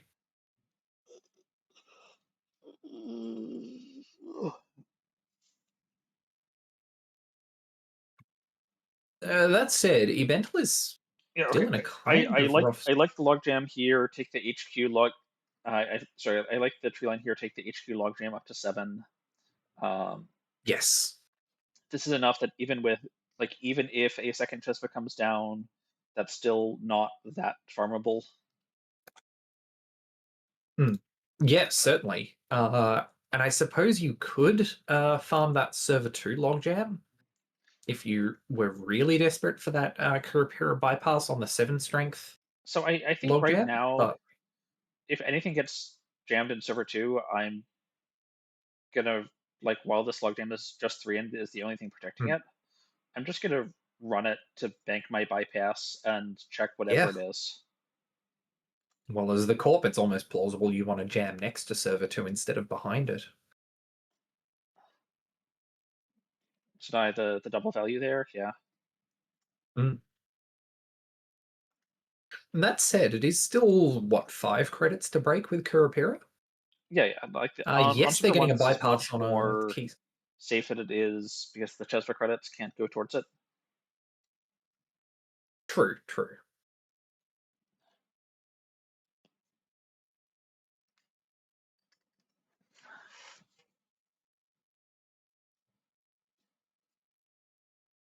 Okay. We see Giat here taking a run on archives, getting that free click back with Sable and flipping everything face up. Not that there was anything in there of note. Drawing Checking the up. one spin is nice. There's some interesting things to think about. Under these predictive planograms, which I guess are a sort of operation that you can basically always play. Oh, yeah. 0 to 5 is a massive, massive Like 0 to 5 boost. is a nice jump up.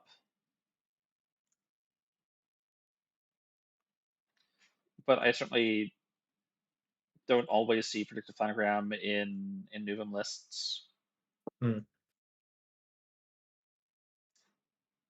Of course, very nice to know about the seamless launch. Makes you think some about scoring patterns. Yes, certainly. Though it is still going to be tough from this spot from for Ebental to score out here. You don't really have much of a remote. As we've said, server 2, yeah, that logjam is doing things, but giving the runner the third Kurapira counter is something you're aware of. Other than that, you can build more of a remote for sure. But 16 credits can go by very, very quickly when you're rezzing Yep. the sort of ice that Wayland likes to. So I will say we have not seen much in the way of influence spend. We have seen a total of 5 out of 17. 15, I believe, for Nuva. Oh yeah, 15. Why did I think Newfound was 17? I don't know. I guess it's because it's the other way around. It's the deck minimum that's increased. We know Yeah, no, Nuvem's weird I knew numbers, they I were think. 50. I just thought they were 50, 17 for some reason that I don't understand. Hmm. Um, anyways, there's still tenant influence unaccounted for. Your Nuvem, you can afford a big deal if you want to run a big deal. Oh yeah, yeah, for sure. Uh, yeah, probably the best ID. In terms of making tons of money really quick. 2 credits on an operation is no joke.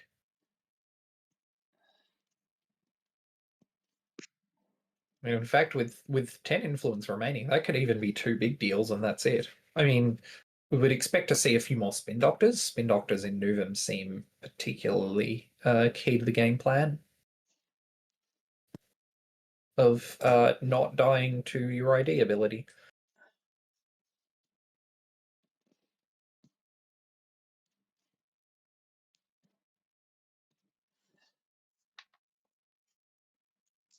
Coming back to one of the other cards I mentioned earlier today, um, Hmm.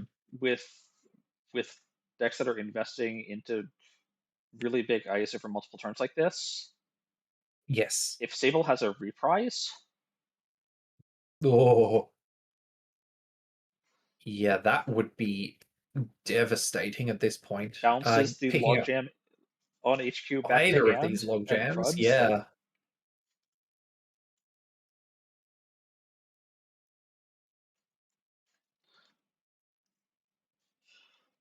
I'm thinking you reinstall the logjam and then spend another full turn advancing it 3 turns manually because you're out of tree lines. Like, Yeah. Oh, that's not where you want to be for sure. But Evental taking more money off of hedge funds. Yep. I mean, 27 credits. I think it's safe to assume that uh, Evental can res all of their ice. I guess they could technically be 2 Biowax. I Yeah. think that's would be 28, but Yeah. I mean, if you're hard raising a Biowac here, but that like does a Evental lot. can still hard res a Biowac on server 2 and be fine on Yeah, be credits. fine. Yeah. Especially with that taking care of the last 3 revolver counters. Last 3 revolver uses. Yeah.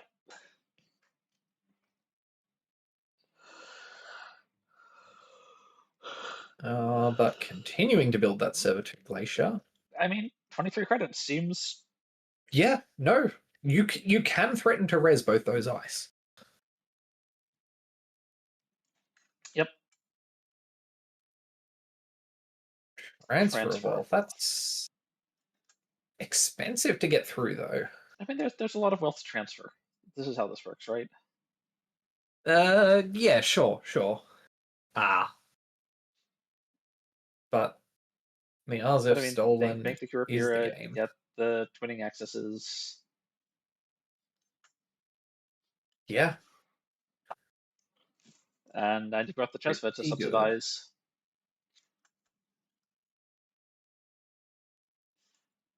Yeah, the run. yes, absolutely. Again, Nuvum was drawing through the deck real quick. Uh, it's not a surprise that you expect to see agendas in HQ there. Yep. All right. Yeah, so it's Yeah. Now, with about 20 minutes in the round, maybe have time to take a look at maybe one more game before we go to a break. Is there a matchup that you're interested in watching?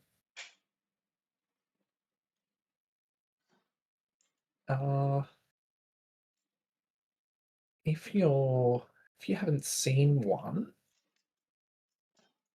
how does table 3 look? Epiphany and Zaya. um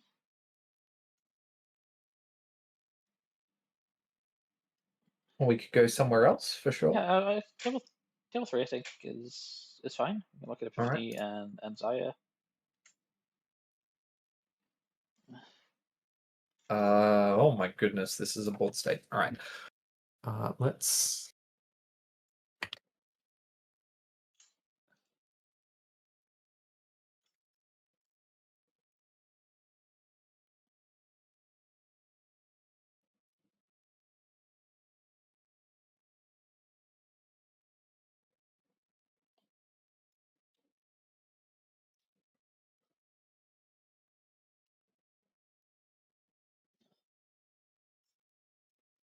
All right. We've got the all clear. All right, that was table 3. Table 3, yeah. Epiphany and Epiphany and Zaya. And yeah, we've got a heck of a board state already. Oh.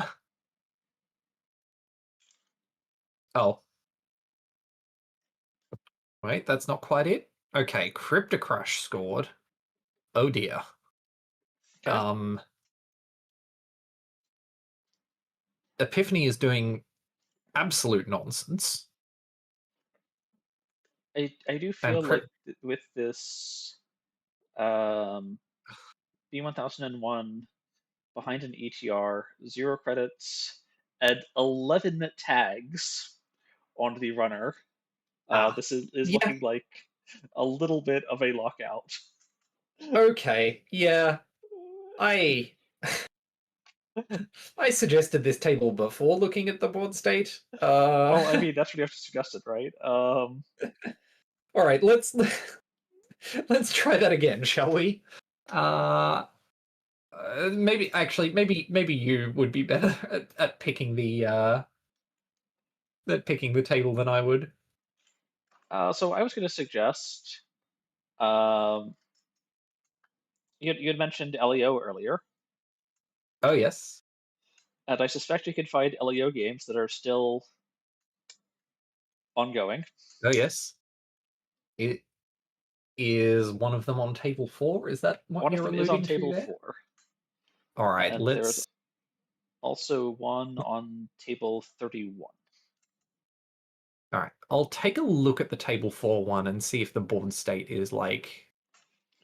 Oh yeah, this seems not absurd. All right, I'll see if we can go and join here.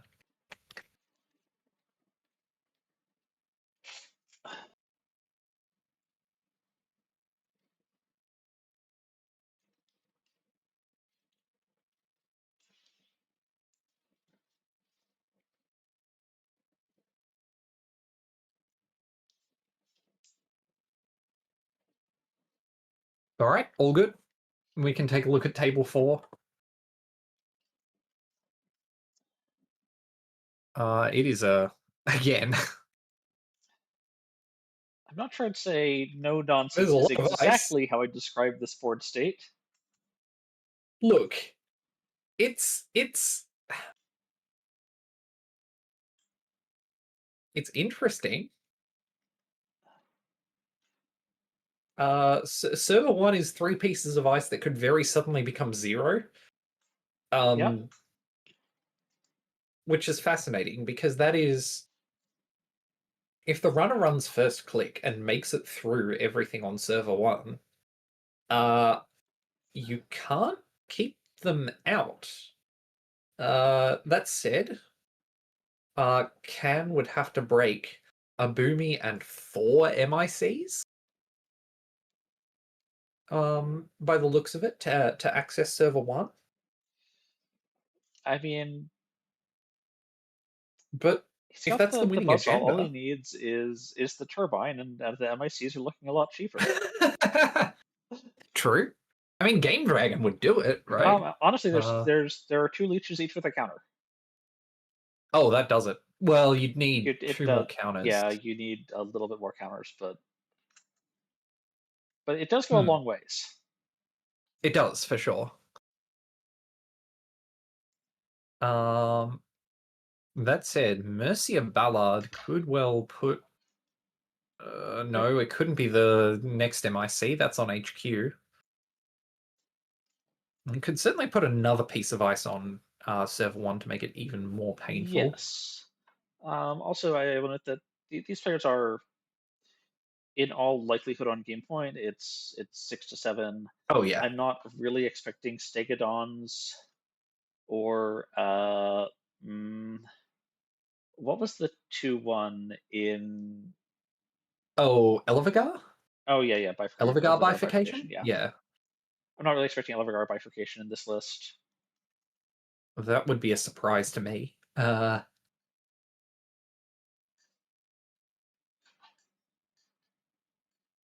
The resetting fly spotter is pretty funny. Yep. I don't know whether it's good, but it's funny.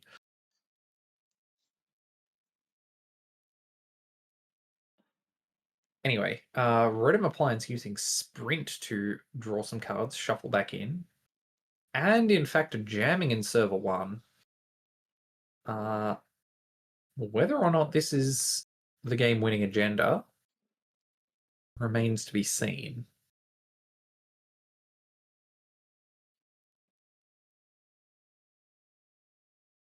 All right. We see Can running archives, getting those last few leech counters, as mentioned earlier.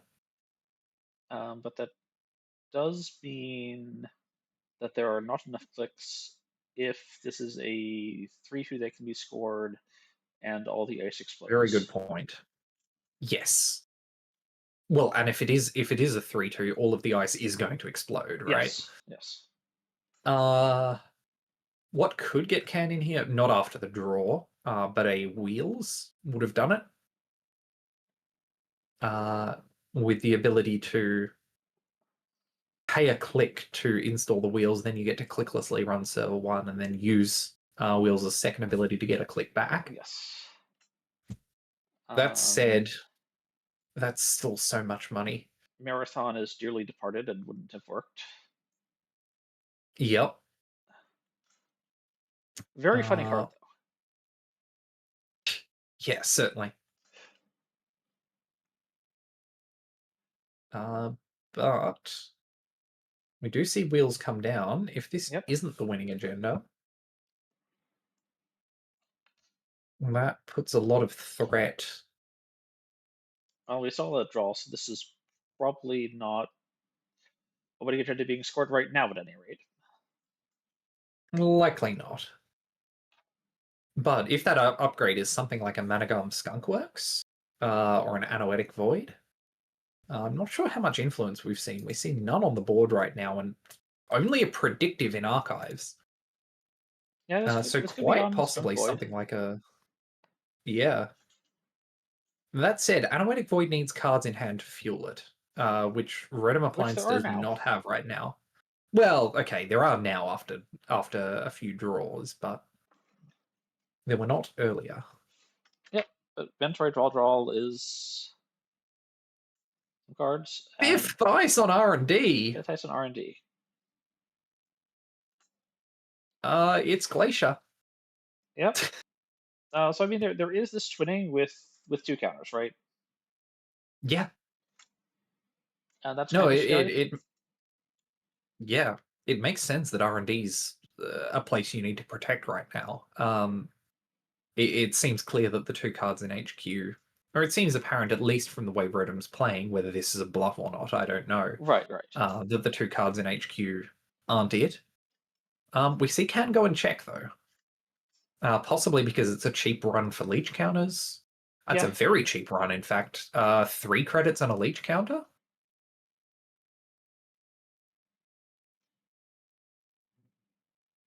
Right, and all of those are fake credits anyway. Yep. See and just both. check everything. Drafter and Seamless Launch stolen. It's not stolen, which removes a 4/2 threat here. And also, like, can probably force the credit expenditure on some ice reses on R&D. Like at game point, a 5-card multi-act. No, what am I thinking? Accumulations HQ only. I mean, it's still nice to get the card out, I guess. But yeah, for sure. Goodbye, Paladin. Yep.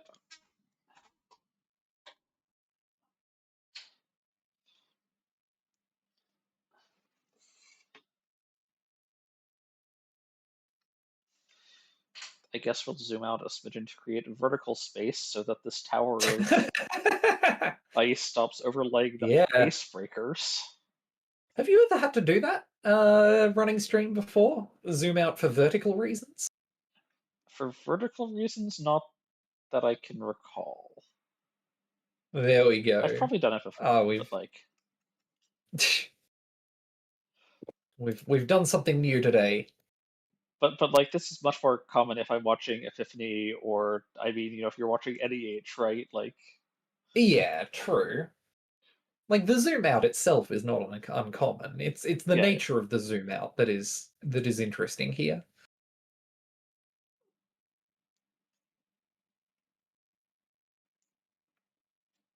So that is enough leech counters that Server 1 is looking pretty challengeable with this pile of leech counters.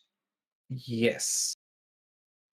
Installing in server 1, drawing a card though. I wonder whether that indicates that upgrade in server 1 is an anoetic. Well, whichever one of these, is an anoetic. Yeah. Credits being sort of the conventional choice, and the pre-advance, and with the Mercia moving over, Yeah. This looks like an admission by Rotom that this is where the game is right now. But I think, like, I think that is actually just too many cards. Too many cards? That Elio can trash. I don't know. Elio is once per turn. Oh, it's only once per turn? Okay, yeah. It's not South Africa. Yes. But Yes. Mick doesn't count towards that, Yes, Mick doesn't obviously. count towards that, of course. And neither does Anoetic Void as another in the Right. run. Right. So we know from earlier that before the wheels, Can could have gotten in with 0 clicks left. With the wheels, that goes up to 2 clicks left because you can take a wheels run and get a click back, Yes. and then use the second. Yes. So that is potentially 1 click to get money and another click to deal with the Anoetic Void, because Rotom can only end the run off of that once. Possibly. Yeah, it can only end. Could. Right. There could still be a Managarm here. It could be a Managarm here. In which case, that's 5 credits. Can we afford 5 credits here? Unclear. I haven't done the maths on how much the server costs to get in. Mm-hmm. Though, with the leech counters, it's probably not that much.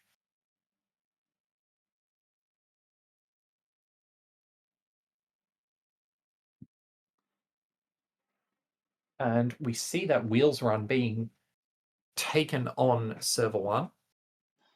Let's see if this outermost piece of ice is rezzed. Now, if this is a Fly Swatter. Oh, wow. That would be possibly the best piece of ice you could hope for in this spot as Rotom Appliance, right? It would be pretty good. Yeah. I mean, with Buzzsaw, boosting is pretty infeasible. Yep.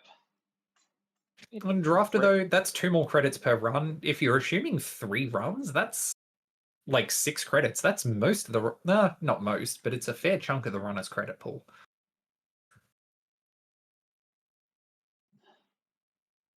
There's a Managarm in the bin that this is threatening to install. So if you think that's an Anoetic, Agenda, Tranquility, and of course Mercia in server 1, then you can't you can't give Managarm Anoetic. Like you just don't get in. But if the maths is such that you can't afford to break the drafter, then you don't get in nonetheless. Yeah. So what are we doing? Are we forcing the LEO ability and then going R&D? I mean, do you even get the LEO ability? Like, isn't this just Res Managarm, Res Anoetic? True. Like Fire Managarm, Fire Anoetic. Yeah. Actually, that might be too many credits and not leave with enough for scoring out. 2 for Managarm, 2 for Anoetic leaves you with 3 to score. 2, yeah, leaves you with 3. Yeah. Yep. Yes, that's credit perfect. Yeah, I mean,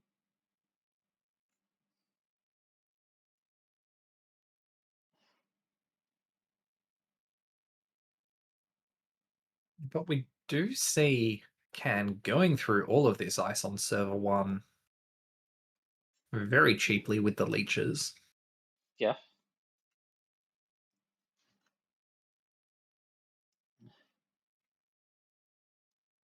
Now the question here is, Rotom, if this... Yeah, and there's the Anoetic. Yep. And the Managarm. I mean, Leech looks really good when each counter is worth 3 credits. Like... Yeah. Sure does. What if I had a program that was 3 Desperados? Seems good.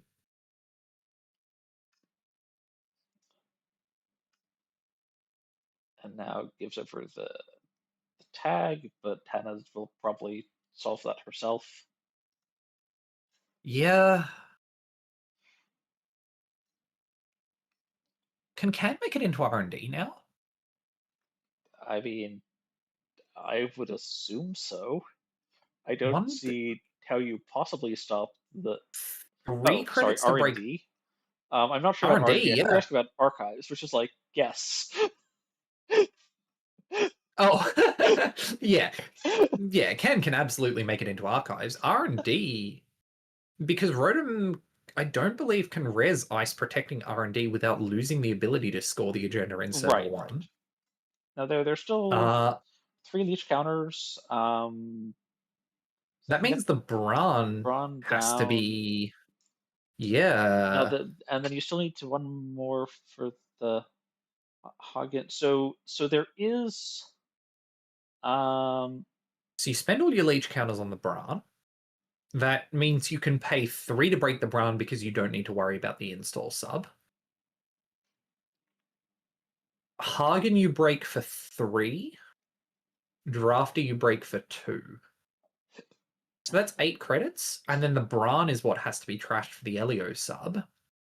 So it's another 5 credits. 8 and 5 is 13. We're a few short. Maybe you can let some of those subroutines fire.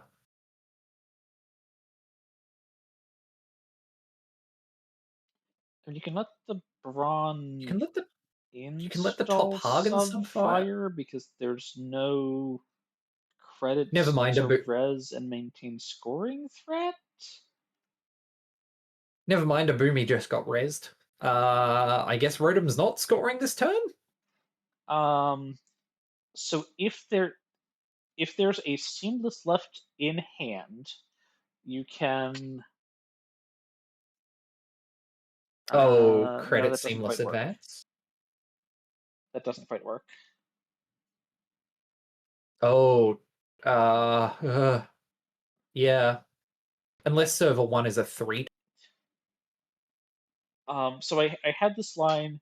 If we have okay, if the hand is either a seamless or anoetic, you draw the other off the top. You then install it into server 1 for the Oh, tranquility credits. yeah, And that it's works. seamless advance gets you a 4-2. Yep. But that's irrelevant because time's been called, and if the runner doesn't win here, Rotom wins. Again, 6 ice glaciers are gonna do that to you.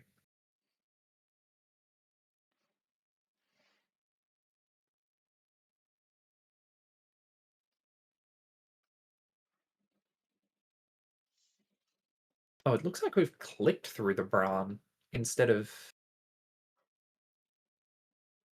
Yep, you can click paying through through. the ETRs. Yeah, which looks like what we've done. Fire Letting the Raptor corp get back down, a card. Yeah, which does potentially turn this anoetic back on. it doesn't matter. Oh, I mean, there's With 0 time credits. called in the Yeah, run round. 5, it doesn't matter. Okay. Yeah. Boomy Elios can make it in. You can click wheels. Yeah, I mean, you click I don't. Hanover. I don't think that's. I don't think that's enough credits though. There's nothing else to do. Yeah. Click Hannah and send it HQ. I think is or run R&D, but you don't get in. I don't believe. Yeah, I certainly clicked Hannah before this R&D run, but Yeah, like then you have because you click to can't do something with both. Braun. I don't think can break both Bran ETRs and the Hagen ETR.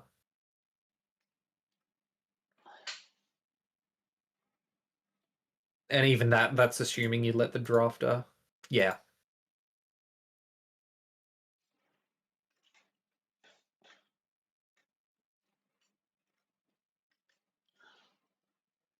You let the drafter fire, and there may well be defensive upgrades in R&D or HQ to end the run too.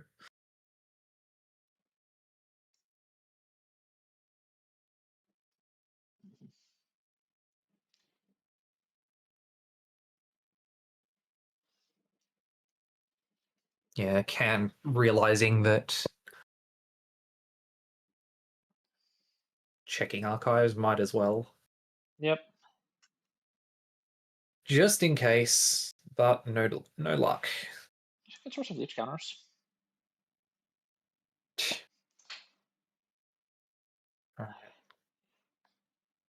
Can Rotom score here anyway? Purge. Yep. Okay. Close one. It does look like the corp's in a very good spot here, even if time doesn't shorten that game. Like, maybe as you can challenge, but running through all of that ice only to get skunk voided again and again, unless you have that third pinhole, two of them being in the heap right now, Yeah. you're really going to struggle. But with that, I believe our players are now on a lunch break.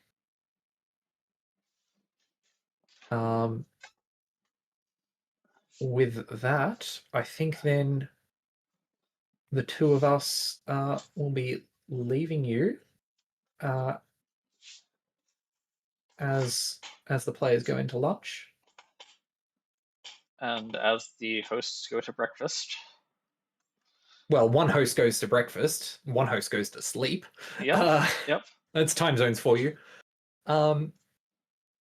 But thanks very much, everyone, for tuning in and watching this first half of EMEA Online Continentals. I've been Abstracted. And I've been Thrantar.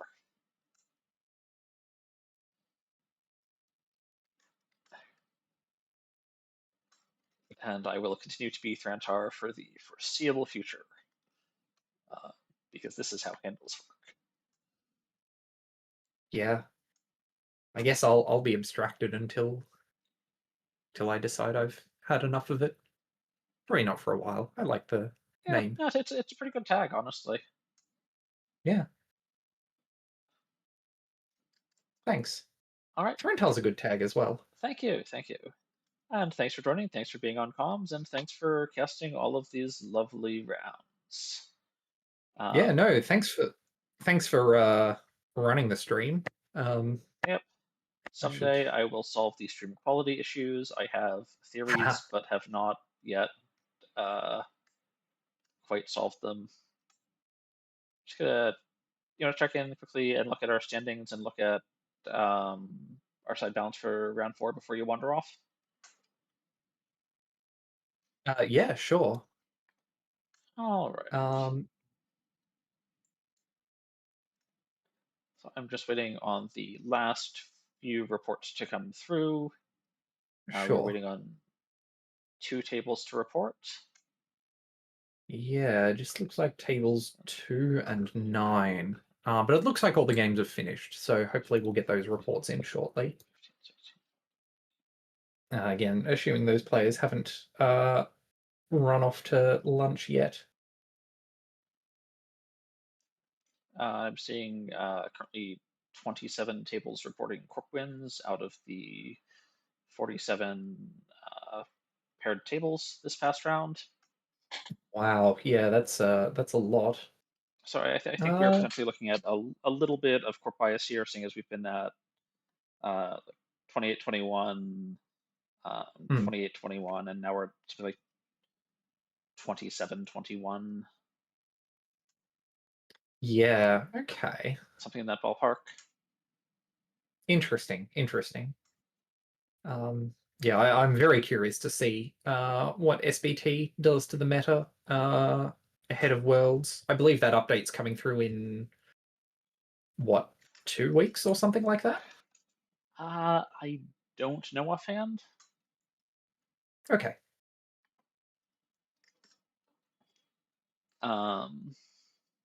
Yeah, I just don't know on that offhand. No, fair enough. But yeah, standings still haven't quite updated yet. Yeah, Again, just waiting on those last checking few reports. World chat. Should be coming through soon.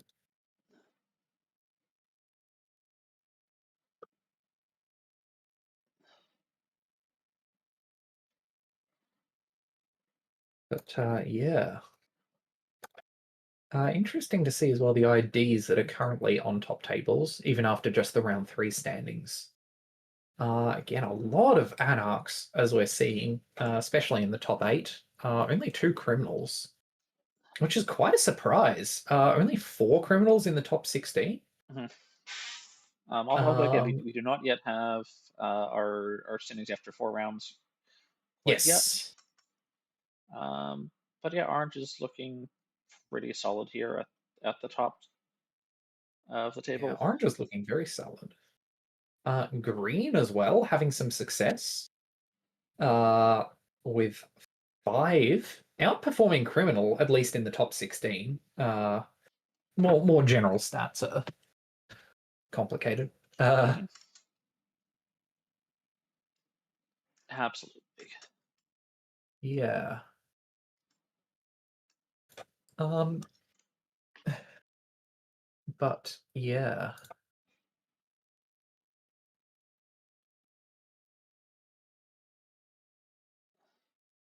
Um, I'm not sure as well when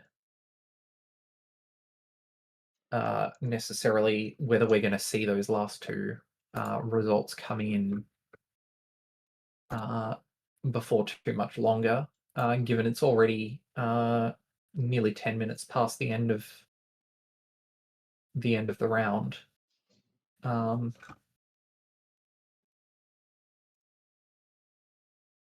I don't need Uh, 1 second. Where's there? but yeah.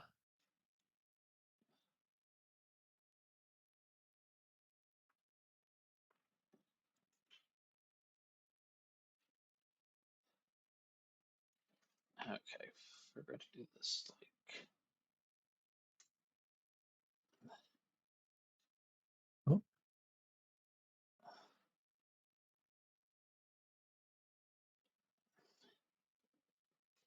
Oh, so Um, I hang on. Are you trying to get something up? yeah, I'm trying to. Okay, well, fine, we'll do it like this.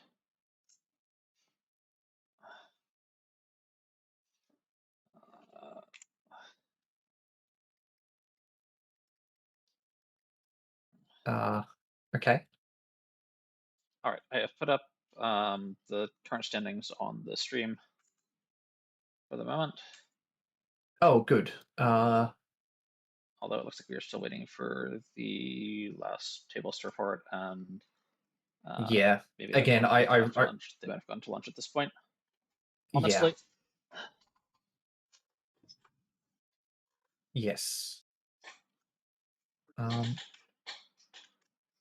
so in that case, is there anything left to say um, not offhand. I'm before we? currently trying to get our background music and background image up as Okay, we are on sure, break.